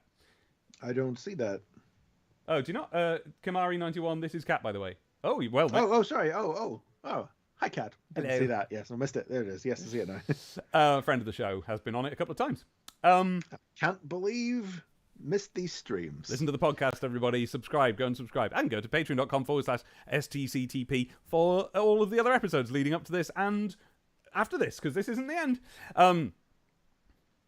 Take on Robotnik's brain for ourselves, gasped Hypotails, and use it to calculate the biggest problem the universe has ever faced. A fitting end, said Hypoknuckles, for us all. In that moment, they felt their lives clicking into place within the great tale of the universe. Of course they had to meet. Of course Robotnik had to build first a Metallics, then more Metallicses, improving the technology until the ultimate robot, Sonic, Tails, and Knuckles all existed, ready to be inhabited by Hypo and used to weaken Robotnik's final form so that this next move could finally be made. And all to compute the solution to the calamity that was destroying the universe. Jizzy says, never mind advertising the Patreon. I'm already subscribed, but now I'm considering cancelling it.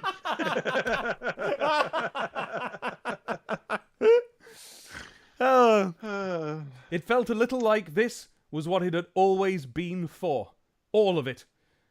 Unaware that the battle had changed. Pause an advert. Unaware that the battle had changed, the Robotnik bot whirled round, spinning like a top, and his fists collided with the Ultra Devastator 1,000 times a second, creating explosions that shook the stars around them. Don't worry, Chris, we're nearing the end of tonight's stream now. I don't know I'm going to make it. They shot forwards, out of the Ultra Devastator's eyes, towards the Robotnik bot. But it saw them, and brought up a shield of emeralds just in time. Even they couldn't penetrate a shield made of the same power they were. They glanced at one another, made a decision, and returned into the Ultra Devastator. "We must weaken him first," said Hypo Knuckles, and the Ultra Devastator blasted forwards with both fists extended, punching into the Robotnik bot and beginning to dig into it like it was stony soil. Do you remember, Ambush Andrew asks, when the worst thing we had to worry about was what Star Trek thing Dave was going to shoehorn in? Yeah. We've moved on from those days. I swear to God, I'm coming over there in a week. He is. He is. Slap that fucking smile off your face. Stop looking so pleased with yourself. We should have done this then, shouldn't we? So that you could. It becomes an endurance test. How long can I read for? Explosions surrounded them as they dug into important machinery deep inside. Robotnik bot fought back, summoning new emeralds, which arranged themselves in space in the shape of colossal fists, which punched Boof the Ultra Devastator, sending it flying backwards. More! Oh my God, what is wrong with you? More! Said Hyposonic, and they reached into the dimensions and grabbed more and more emeralds, which they fired into Robotnik in a stream of light and energy. It did nothing. He had already gathered more emeralds of his own to protect himself with. "We cannot take his mind," said Hypotails. "He will not allow it." "A new approach," said Hypo Knuckles, and they fired another stream of emeralds. New approach, guys. Truly, I can't. I'm so. I don't. And they fired another stream of emeralds, but... New approach. But, as they did so, they flashed forwards into the line of emeralds, becoming their power. Then they hopped forwards, leaping from emerald to emerald along the whole line, and into the emeralds surrounding the Robotnik bot. No. They gritted their teeth as they went, using more power than they had ever accessed before, and realizing that it hurt. They began to scream, not only from anger, but from pain, as the power required to travel as emerald energy ripped through their bodies. As they passed through... And then, says Jolene. As they passed through each emerald, it went dark. Its energy expired. It was becoming harder with every jump, but they knew they had to keep going. Up ahead, they saw the light of more emeralds begin to wink out, ones they hadn't even reached yet. "What is happening?" asked Hypo. "Our power is nearing its limit," Hypo replied. "All power is nearing its limit. Our final act must be to save the universe forever," added Hypo. "There must be no more of him left."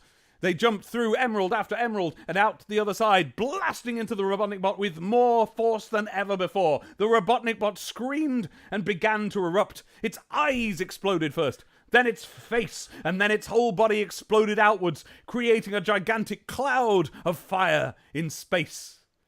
As the dust cleared, Hypo were left hanging in space, panting and exhausted. Their light was still shining, but only just. "Was it enough?" asked Hypo. "Have we destroyed him completely? We cannot do much more." "It must be," they decided. "What more of him can remain?" They could see skin begin to grow on their bodies. Soon they would be back to normal. This is the key thing to remember about the Hypo guys. It hasn't come up in this whole trilogy, is that they transform by tearing their own skin off. So when they turn back to normal, new skin grows over them. Yeah, it's just light in there. Yeah. They could see the skin begin to grow on their bodies. Soon they would be back to normal and would die here in space. Their life's work finally over. But then, something began to appear. Stars sparkled across the surface. of a spherical object, smaller than Mobius, but of a size similar to the Ultra Devastator, which hung dead in space behind them. It was attached to Mobius by a long length of chain. "We could survive there," Hypo panted, and turned to fly down to the surface of the miracle planet. But suddenly, the voice of Dr. Robotnik rung out from it. "Sonic, Tails, Knuckles, my old enemies, how fitting that you are here to see this, the final destruction of Mobius, here at the beginning, before any of you are able to stop me." "Robotnik!" screamed Hypo. "But how?" I burped in the middle of the word "how." You burp into that. Well, but it a bit of improved the voice. reverb. Yeah, it helped the voice. But how? Oh, wow. Right. That not only was that a good impression, but also you went all robotic-y because there was an internet problem, so it was even better. Well, "I am everywhere now, Sonic," said the voice. Dave would have been one of those guys sending Ian Flynn messages about power scaling. Oh, yes. But what's that overhead? From dimensions unexplored. I feel well. "I am everywhere now, Sonic," said the voice, "including inside this planet. Now, this is the Robotnik who has just been exploded, right? It's not another version from another fucking time or something, is it? One of my minds has been trapped on the miracle planet for some time, sailing Okay, it is, in fact, aimlessly another one from through another time. space. Yeah. And this will be the one that the Chaotix crew beat there in the future, Yep. which is somehow the past. But I suppose time is broken. But there are things like computer systems here reaching throughout the planet. The shrew people have their system. I infiltrated them, spent time learning how they work, and making my own modifications. I have been Going to transform the Miracle Planet. The Miracle Planet's going to transform into a giant robot. I have been here for thousands of years, Sonic. Many thousands. My machines have taken the materials of the planet and converted them. I have spread. Greenery shook free from the... I called it. I actually fucking... At Blue asks, wait, is it Dave, not Chris, who does the Robotnik voice on the podcast? No, we both do it. We both do it. It's usually Chris, Yeah. to be fair. Well, I don't know. I feel like it's... I don't know. Maybe I just tend to slip into doing voices more often. Yeah, but that's the thing, yeah. Yes, we both have our own way of doing it. Subtly but distinctly different. Yes, it's basically the same act, but done by two Yes. different people. Exactly. So when you do it, I tend to emulate you and do a little more long, drawn, bold intonations. But I feel like whenever I'm left to my own devices, it takes on a slightly sinister, more sharper edge. Yeah. That was a nice digression. Thank you, yeah. A distraction from this horse. Don't worry, we're right at the end. Okay, we're right at the end. So, greenery shook free from the machinery that now made up the surface of the whole planet, and the face of Dr. Robotnik opened up across its surface. It grinned at them evilly. I have rebuilt the central clock as an organ of this new body. I have connected with the time stones, introduced myself to them, mastered their powers, returned to this vital moment, and now I shall exact my final revenge. So the whole chapter up to now has been pointless. With that, the miracle planet dropped. It had been drifting towards Mobius, and now had reached the edge of its atmosphere.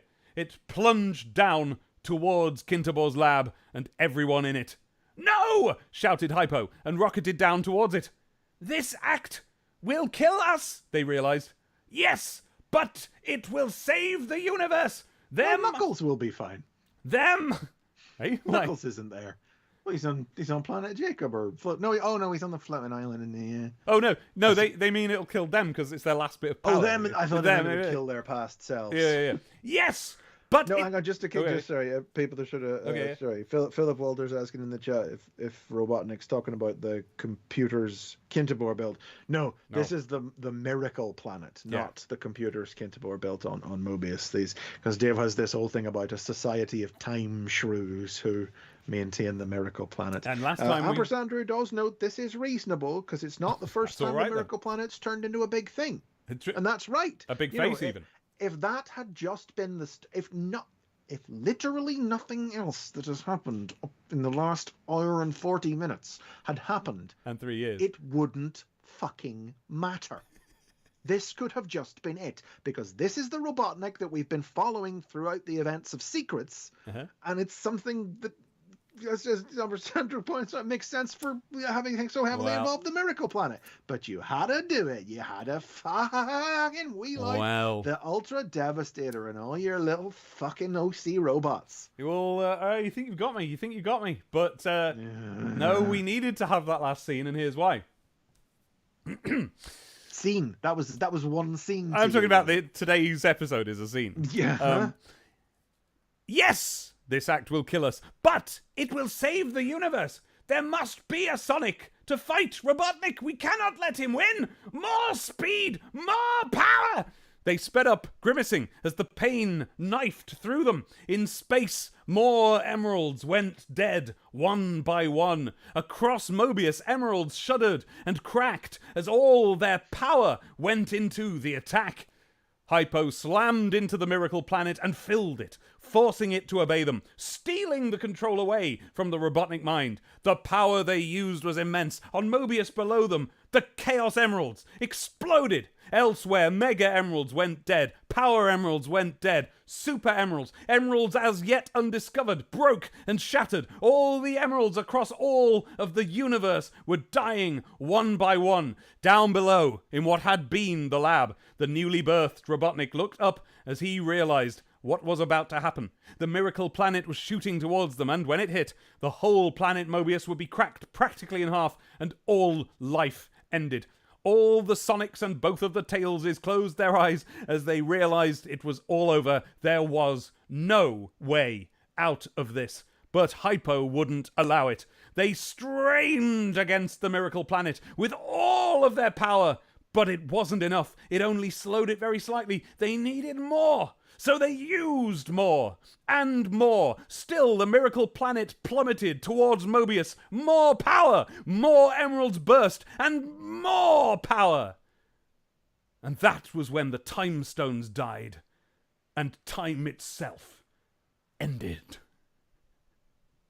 And there, with the conclusion of time, with the destruction of all time, and that is what has happened here, we end today's chapter. And if you want to know what happens beyond time, beyond the end of Mobius, beyond the end of the universe and time itself, then you have to subscribe to patreon.com/STCTP and join us next month. It's usually on a Thursday night. We did a Saturday one today just because we just did. To find out what the hell happens at the end of Secrets of the End of Mobius by David Bulmer, age 15 and a half. Awful. Just awful. A fully self-cancelling chapter that didn't need to happen. Yes, it did. No, it didn't. It did? Except for that bit at the end with all of time ending, but that could have happened without any of it. No, it couldn't. You had to have the fight to destroy every emerald in every known possible universe across all of time. Then don't do that.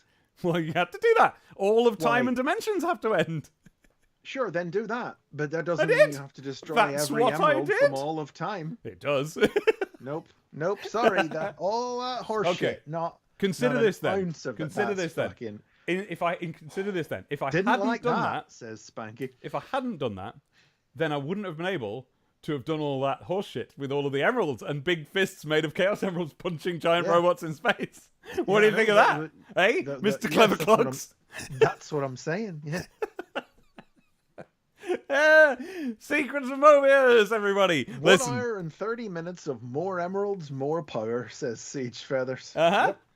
And if you want to see the what now, looking back on it, subtle build towards that many emeralds, you can listen to it across the End of Mobius series, where Chris was making faces like that when I brought in my first set of 6 new emeralds. It was the very fact that there was even more than one set. Because if you're new to all of this, you see, Dave developed this fixation, completely wrong-headed notion from youth that the Chaos Emeralds and the Super Emeralds were different things. They are different things. And not just one thing powered up. Why do you think they're one thing? You have to get 2 sets of Chaos Emeralds to make the big one.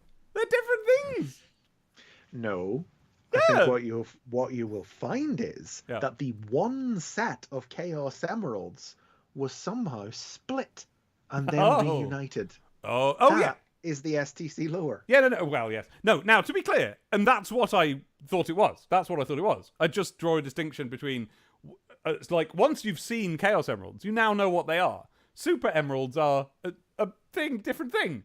And so I've reserved the right form of the other thing, in the same way that Supersonic is still Sonic. Yes. And yet we can still have But Sonic. You insist on presenting them as 2 different coexistent things. Yeah, I brought in Chaos Emeralds to go along with Super Emeralds, because that is more emeralds and therefore more power. Yes, I mean, that does. I mean, there is no simpler explanation for it than that. I mean, you guys have all seen the banner for this video. I just love the idea, the vision of a Master Emerald with Chaos Emeralds flying around it, rings of Super Emeralds with Chaos Emeralds flying around them. I just loved those images. And it didn't occur to you at any point like you might be diluting what you were working with in this chapter whenever it was just 1,000 million emeralds everywhere. You didn't think you were in any way diluting the inherent coolness and specialness of the Chaos Emeralds by doing this. And the fact is, you're going nope with a big goonish smile on your face. And I know it's true. I know it would never have even occurred to you. I remember once I was talking, when I was a teenager, I was talking to Nigel about these sorts of ideas and how much I like them. And he said, yes, but I call that, what was the exact phrase he used? I may paraphrase it. I think this is it. I call that Power Rangers thinking. And he didn't like to engage in it. So, yeah, you'll never find this kind of writing in STC. There's always just the one set of emeralds there. Yeah. So, it's amazing Dave tolerated STC up to this point. Bright colour. Yeah. It's like that Star Trek episode with all the parallel enterprises. That's probably no coincidence. I mean, there's a lot of TNG in this series. There hasn't been that much in it since they stopped literally just doing Star Trek in a spaceship back in End of Mobius. That's what I mean. Yeah, but I mean, that was all stuff from, like, when you were 12. Yeah. Did any of the Sonics run fast during this chapter? Do you know? I don't think they did. I don't believe they did. No, one of them flew fast, but that's different. Different, not the same thing. Yeah. Can't believe that, like, I didn't need to do almost anything in that recap. Because not any of the halfway interest and stuff actually factored into this story at all. Well, think of it as an advertisement for the Patreon. We benefit by that. That's true, yes. If you'd like to see all the stuff that I specifically boiled down into very simple sentences, which has taken days, months, hours, and years to... Yeah. That's the correct chronological order for that. Something days, like months, that, hours, and years. Chaos, Super, Mega Power, Master... Power. I'd forgotten about the Power Emeralds. Well, those are the ones that allow things to create life. That's how they made that Woobly Robotnik. And made a pepperoni pizza, Jill. It was just pepperoni.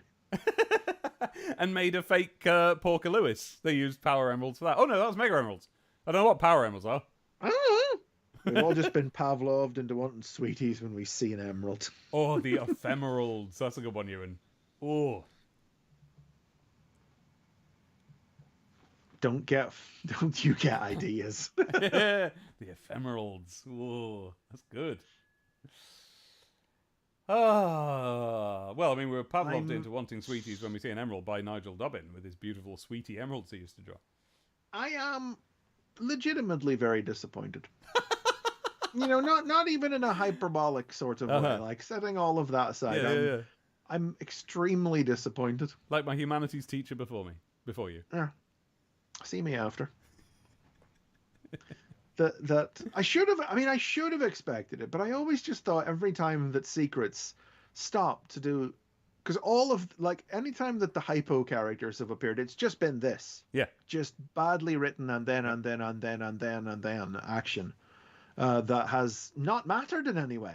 And still never really has. And it's come down to it now. We've spent an hour and a half of that on something that, again, didn't actually matter. It was just an action scene dropped in to interrupt the actual flow of what's actually happening in the story. He made a big fist out of Chaos The Emeralds. interesting stuff in this story made out of has always been that. It's always felt like it's been interrupted because Davis felt an obligation to have Sonic in his Sonic story. It's not an obligation. It's what I like. I like Hypersonic, and I like Chaos Emeralds, and I like big fights. But it hasn't felt necessary or actually connected to the story being told. It just felt like it's not an obligation, and you considered it a necessity, but didn't find a way to actually connect it to anything that was going on. Yeah. I mean, it was until right now, whenever the hypo guys arrived here in the past, to connect in with the whole Kintobor thing. Otherwise, their whole presence in the story has had nothing else to do with what the other parts of the story. They're cool. About. They're made out of all the powers of the universe. Shut the fuck up! They're really cool. They're like Sonic, but made out of time and space. Stop it! You've let yourself down. You've let the time shrews down. You've let the whole school down, as Guy says here. Oh, Leafy's got a big bag of pastels. There they are right now. Perfect. Oh, see that in the chat, everyone watching, where Spanky said Ewan better not write a weird Sonic story, and Ewan said I would never. Everybody go and look on Brightside Ewan's channel for Ogilvy. It is a thing. It is a big Sonic thing. If you like this, you might like that. That is better than this. Oh, come on, don't insult you. Yeah, no, you're right. No, you're actually right. That has a point and a soul and a spirit and an argument to it.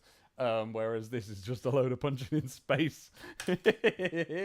Punching where there didn't need to be. And it was kind of put together by like the SCTP community in a way, like various familiar faces are involved. My voice is in it. Sam's voice is in it. I've got a line or two have you? in there. Chris's voice is in it. There you go.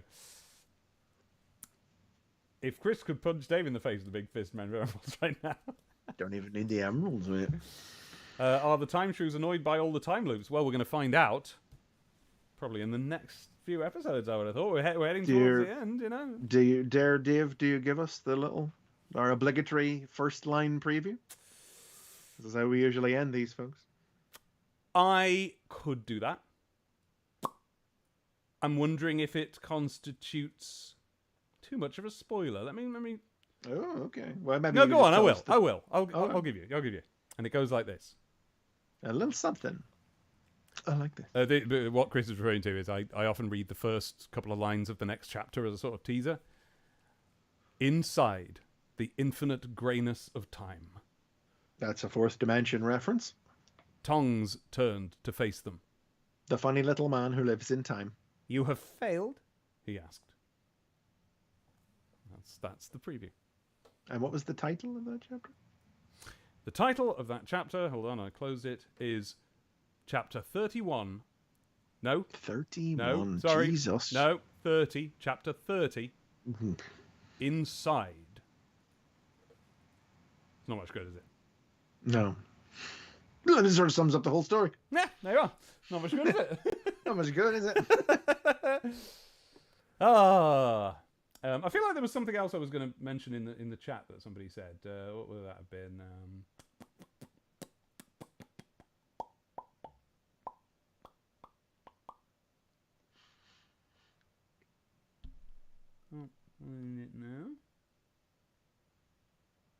Oh, perhaps I was just going to answer that yes, they were called ring pops. I think that was all it was. But Appler had covered it in time. Right, well there we go. I think that's everything then. I guess. there you go, everybody. So if you enjoyed that, obviously you've got to go and listen to the podcast, which is not that. This is Patreon material. So if you want more of that, then go to patreon.com/STCTP, standing for Sonic the Comic the Podcast. But in the meantime, you can go to stctp.zone, which was put together by Spanky, who's here in the chat.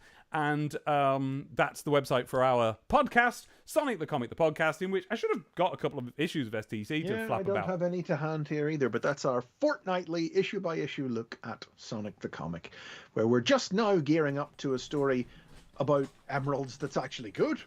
I know. Hang on. Oh, Dave's got something. Oh, where's it gone? Whoa! Oh, he don't got nothing. Whoa! Whoa! Where's it gone? Last minute drama, folks. Where's it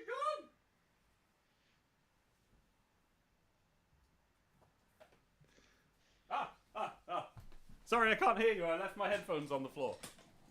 Oh, there he is. I see what you're. Yeah, I was wondering. Sonic what you were the going Comic. I can. Sonic the Comic. In fact, here is. I can. Let me see myself. Here in the book that you can't get these, by the way. This is something that a member of our community has put together, Dan 2000, and here in it somewhere near the end, isn't it? Oh, are you looking for Dobbin's lovely pastels? Or are you looking Dobbin's for lovely pastel? Lovely. Lovely blobbing. It's a secret. Is the story that all of this kind of comes out of going back in time, recreating Robotnik, uncreating him, recreating him, Miracle Planet getting a face on it, all of this sort of stuff. Emperor Metallics is around here somewhere. There he is. There's him. This was the stories I was responding to writing this nonsense, and they're like this. I mean, I guess it was, and that's the like. Well, why was the Emperor Metallics in it? Because there had to be a Tails to go with the Sonic and Knuckles for Sonic, Knuckles, and Tails to occupy in space to be Megazords, fighting in space like at the end of the Power Rangers movie. There already was a Tails. Metalax was a Tails and a Sonic and a Knuckles. Yeah, I suppose he was. And it was only Sonic and Knuckles that locked on. You didn't need to bring the Emperor. God, that chapter was an exercise, and you didn't need to do that. This whole thing is. No, once again, I must insist that there are some good and clever and intelligent ideas buried in this in secrets, not in End. End is trash from start to finish. Okay. In secrets. Well, that is what you can all find on patreon.com/STCTP. You'll not find it here in this. You can go and listen to the chapters Chris actually quite likes, and you can see what maybe the next chapters, having had the final battle, maybe we'll go back to that stuff. No more fighting, hopefully, is the main thing to take away from it. Is no more hypo and no more and then fights. Yeah. But no more anything, because all of time has been been destroyed. All of reality which is a funny thing to have happen whenever other stuff still has to happen. Yes, that's right. Spanky is currently working on a rescan project. We're finally going to have good scans of STC for all of you guys to read. That is something that the internet has been sorely lacking for a long time, and our webmaster Spanky there he's doing that. He's doing that project. I've got a load of them here in my house so that we can combine the shipping costs from the UK to Spanky over in America down to, fewer packages. And and yep, there we go. That's that. So everybody go and listen to Sonic the Comic the podcast. Go on. I think that'll do it, is what I was going to say. Yeah. And one last thing, as well as talking about Sonic the Comic and all of that, also on the podcast, in a sort of a minor echo of this stream, I read my teenage diary out to Chris. Yes, and he has to live through that. It's not as bad as this. Yeah, so I know I'm reconsidering that as soon as I've said it out loud, but especially now that we're in the unfortunately horny phase where this overlaps with that, you see, because we have her. in the regular podcast, Dave has got on the internet. He's been on the internet for about a year now, at time of release. That's right, yeah. And he has posted. End of Mobius has been posted online within this past year in real time. Great acclaim among the 5 children who read it. The 5 children that read it. Secrets, as we've said, never posted before. This is its exclusive debut on the online. I feel like all your old friends should come up out of the woodwork for this. Some of them flipping did. The Sonic Roboblast people were in the chat. Probably ran off in very short order. Yeah, I can't imagine they're still there now. Oh yeah, I've got another podcast called Serious Disney so you can go and listen to as well. That's also good. It's about like Disney films and that. And if you go over to my channel, you'll find my series, Transformers The Basics, where I break down the lore of the Transformers franchise for fans of all ages. And before you go, says AppBlue, yes, everybody do that. Go to Chris's channel. AppBlue says, before you go, what are the lyrics to the Diary song? I can never quite make it out. Oh, that's a shame. The lyrics are, I have a bad case of diary. And it is, what I've done is I've taken the song I Have a Bad Case of Diarrhea, which is a song, well, it's not really a song, it's a chant. I think it's a Japanese Learn English video that the internet quite liked, and that's the best bit of it. And I cut off, not only did I cut off the end of the word diarrhea to make diarrhea, I also had to finish the bass line off, and I had to like put music under it to work too hard. Yeah, that's Sonic the Comic Podcast, guys. It's a really produced podcast. Like you're gonna enjoy yourself over there. Listen to episode 8 with our radio dramatization of the origin of Sonic and Robotnik. Good point by Spanky as well there, that the art that you do see that is the thumbnail for this video is by Elaine M. Will. Yes. Who is one of the aforementioned 5 children who read End of Mobius all the way back in the day and got about 3 panels into producing a comic book adaptation of it. 3 pages.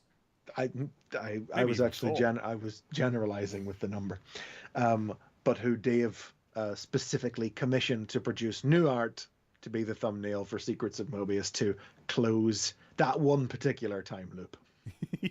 That's it. I like closing time loops. You know, we're doing as many of those as we can. We get people who's like, whose art or letters were featured in the comic sometimes get in touch with us and tell us about little details about that. Oh, too long since we've had one of those. We had Gary Turtzer, the guy who used to introduce Sonic cartoons on Channel 4. The coolest thing we've ever had.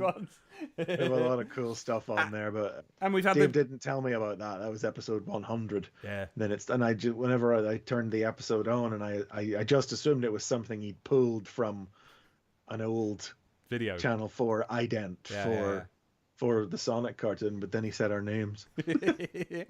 And we've had Nigel Kitching and Richard Elson from the old comic come on, and we've had, also in episode 100.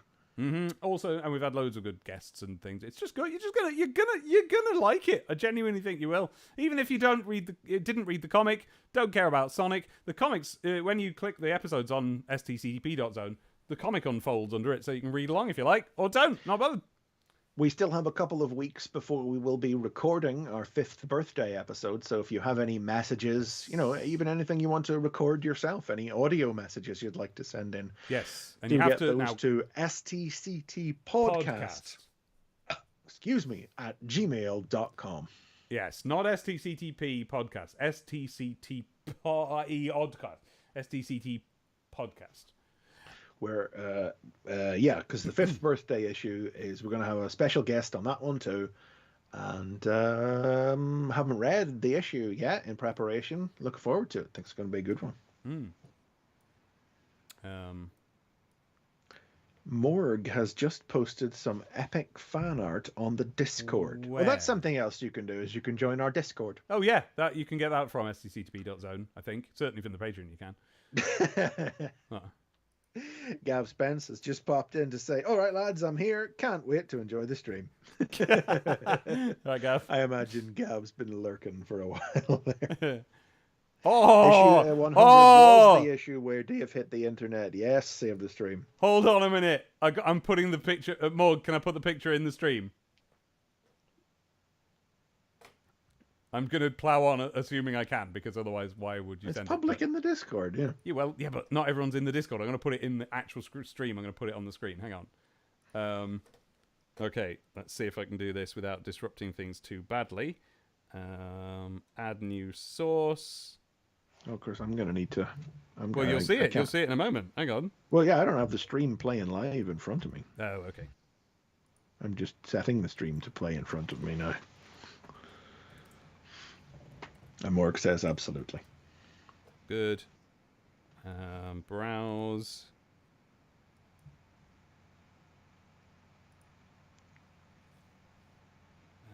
And now the quiet moments at the end of the stream as we have run to out settle of down, steam. don't we? And yeah, you certainly does. A sit down and have a cup of tea and just a rest. Bit of a rest. Okay, it's way too big. Look at this. It's hard to change the size of it, but I'm doing my best. Zip. Oh no, it's changed out of thing. Oh no. Oh. Well, you get the idea anyway. Flipping look. I do, but... It is called ultradestructor.jpg. It is, of course, supposed to be called Ultra Devastator, but I'll give you that, because Chris Good can Lord, never remember. you drew that quickly. Have you drawn that during this stream? Surrounded by so many emeralds that it must have been. Must have. That is amazing. Doing a real good job there, Dave. Sorry, what? Doing a real good job of moving that around. Yeah, well, I'm trying to zoom in a little bit and wiggle about a bit so you can see all the details. There you go. Look at that state of that. Isn't it stupid? Oh, that rules. Oh, thanks for that, Morg. Yeah, Morg, one of the many. We have a strong creative community around STC that's been bubbling up over the time we've been doing this podcast, and Morg does Sonic comics, which you can read. Link that, Morg. In the graphic zone in the Discord, the response to that, lots of oohs from Curse Zebra, a hell yeah from Capella Saw, a whoa from Princess Amber, and from Amber's Andrew, a no, you made it cool. And from Claire Siegley, a tasteful amount of emeralds. Is it Siegley or Siegley? I can never remember. Anyway. Imagine going back in time to explain this stream and that picture to young Dave Bulmer, says Guy. I mean, it's not a million miles away from the painting I had on my wall at this time that Abby had sent me of Metal Axe, which I'll try and find the picture of. There's only a very bad quality picture of it, but that I posted on the Twitter at the start of the podcast, I guess. Or... People make jokes about Sonic OCs. In fact, I feel like people don't make jokes about Sonic OCs quite like they used to anymore. I feel like we came out the back end of that. But well, this has all come out the back end of something. It certainly has. But it is just proof that it was a very real thing. And I mean, it's just Cold Steel the Hedgehog. It's a big giant metal Sonic with tails as tails and knuckles as knuckles and a big axe, and he's powered by all the emeralds and he's gold and he's super earthen supersonic. Don't like what's your issue? There's no exaggerating the nature of Sonic OCs whatsoever. They're beyond parody when you see that this is the sort of thing people came up with. And remember, like if you thought the Omniviewer is secretly my Echidna OC insert Omni Echidna was a bad idea. OC Omni Echidna. No. Arrange those words into Omni Echidna. Syllabically, OC stands for Omni Echidna. Remember that Metal Axe was created 30 years ago now. Possibly 31 years ago. No, that can't be right. When was it created? 1993 or 1994? No, I'm sorry. I'm counting in the time gap between the comic and the podcast. But no, it was. Yeah, the actual it was creation when you were 12. Yeah. Guy says, is the back end of something the Granus of Time you mentioned in the preview of next month's story? The Granus of Time? The Grayness. The Grayness of Time. I should have read. I should have been a person who can read, and then I would have said that right. I'm glad the opportunity to point out that I said Grayness has come down the line to you, Guy. Well done. There we go. Bye, He's bulletproof, and he has rockets on his shoes, and other ways of describing your OC there. All the beauty and all the ugliness of humanity can be seen in Sonic OCs. It's all there. It's from Siege Feathers. But I feel like the experiment worked in that we managed to do. This is the first time I've ever managed to actually be there in time for a stream I intended to do, and achieved that by actually scheduling it. So now I know that works or can be done. We'll see. If it ever happens again. Right, bye everybody. If you want to see us again, you got to join the Patreon. I'm afraid that's where you'll find us. That's where you'll find more of this. And also, we go through, not reading out, but just sort of reviewing the Martin Adams books, the 4 Martin Adams novels, including the good one, Sonic in the Fourth Dimension. And we have an hour-long, I want to say, interview with its author, Martin Adams, real name James Wallace. I think that's an exclusive anywhere on Sonic Internet. So go and see that. Probably the best thing on the Patreon. Yeah, it definitely is. Fourth Dimension still being massively encrusted within the DNA of this story you've written here. Ashley, what's a conventional outro? What do you want me to do? Do a conventional outro if you still have time before the stream ends due to delay. Jill has said here, at Christmas I heard the song Captain Beaky and his band. That's Timid Toad, Reckless Rat, Artful Owl, and Batty Bat. They march through the woodland singing songs that tell how they have righted wrongs. Was that what was being referenced in Bob Beaky's Travelling Circus? Am I the last to ever hear about this? I doubt it. Probably not, no.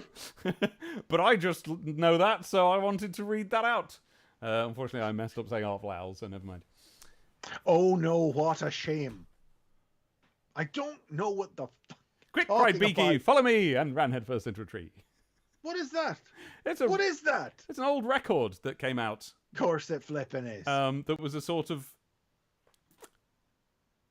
I guess you could describe it.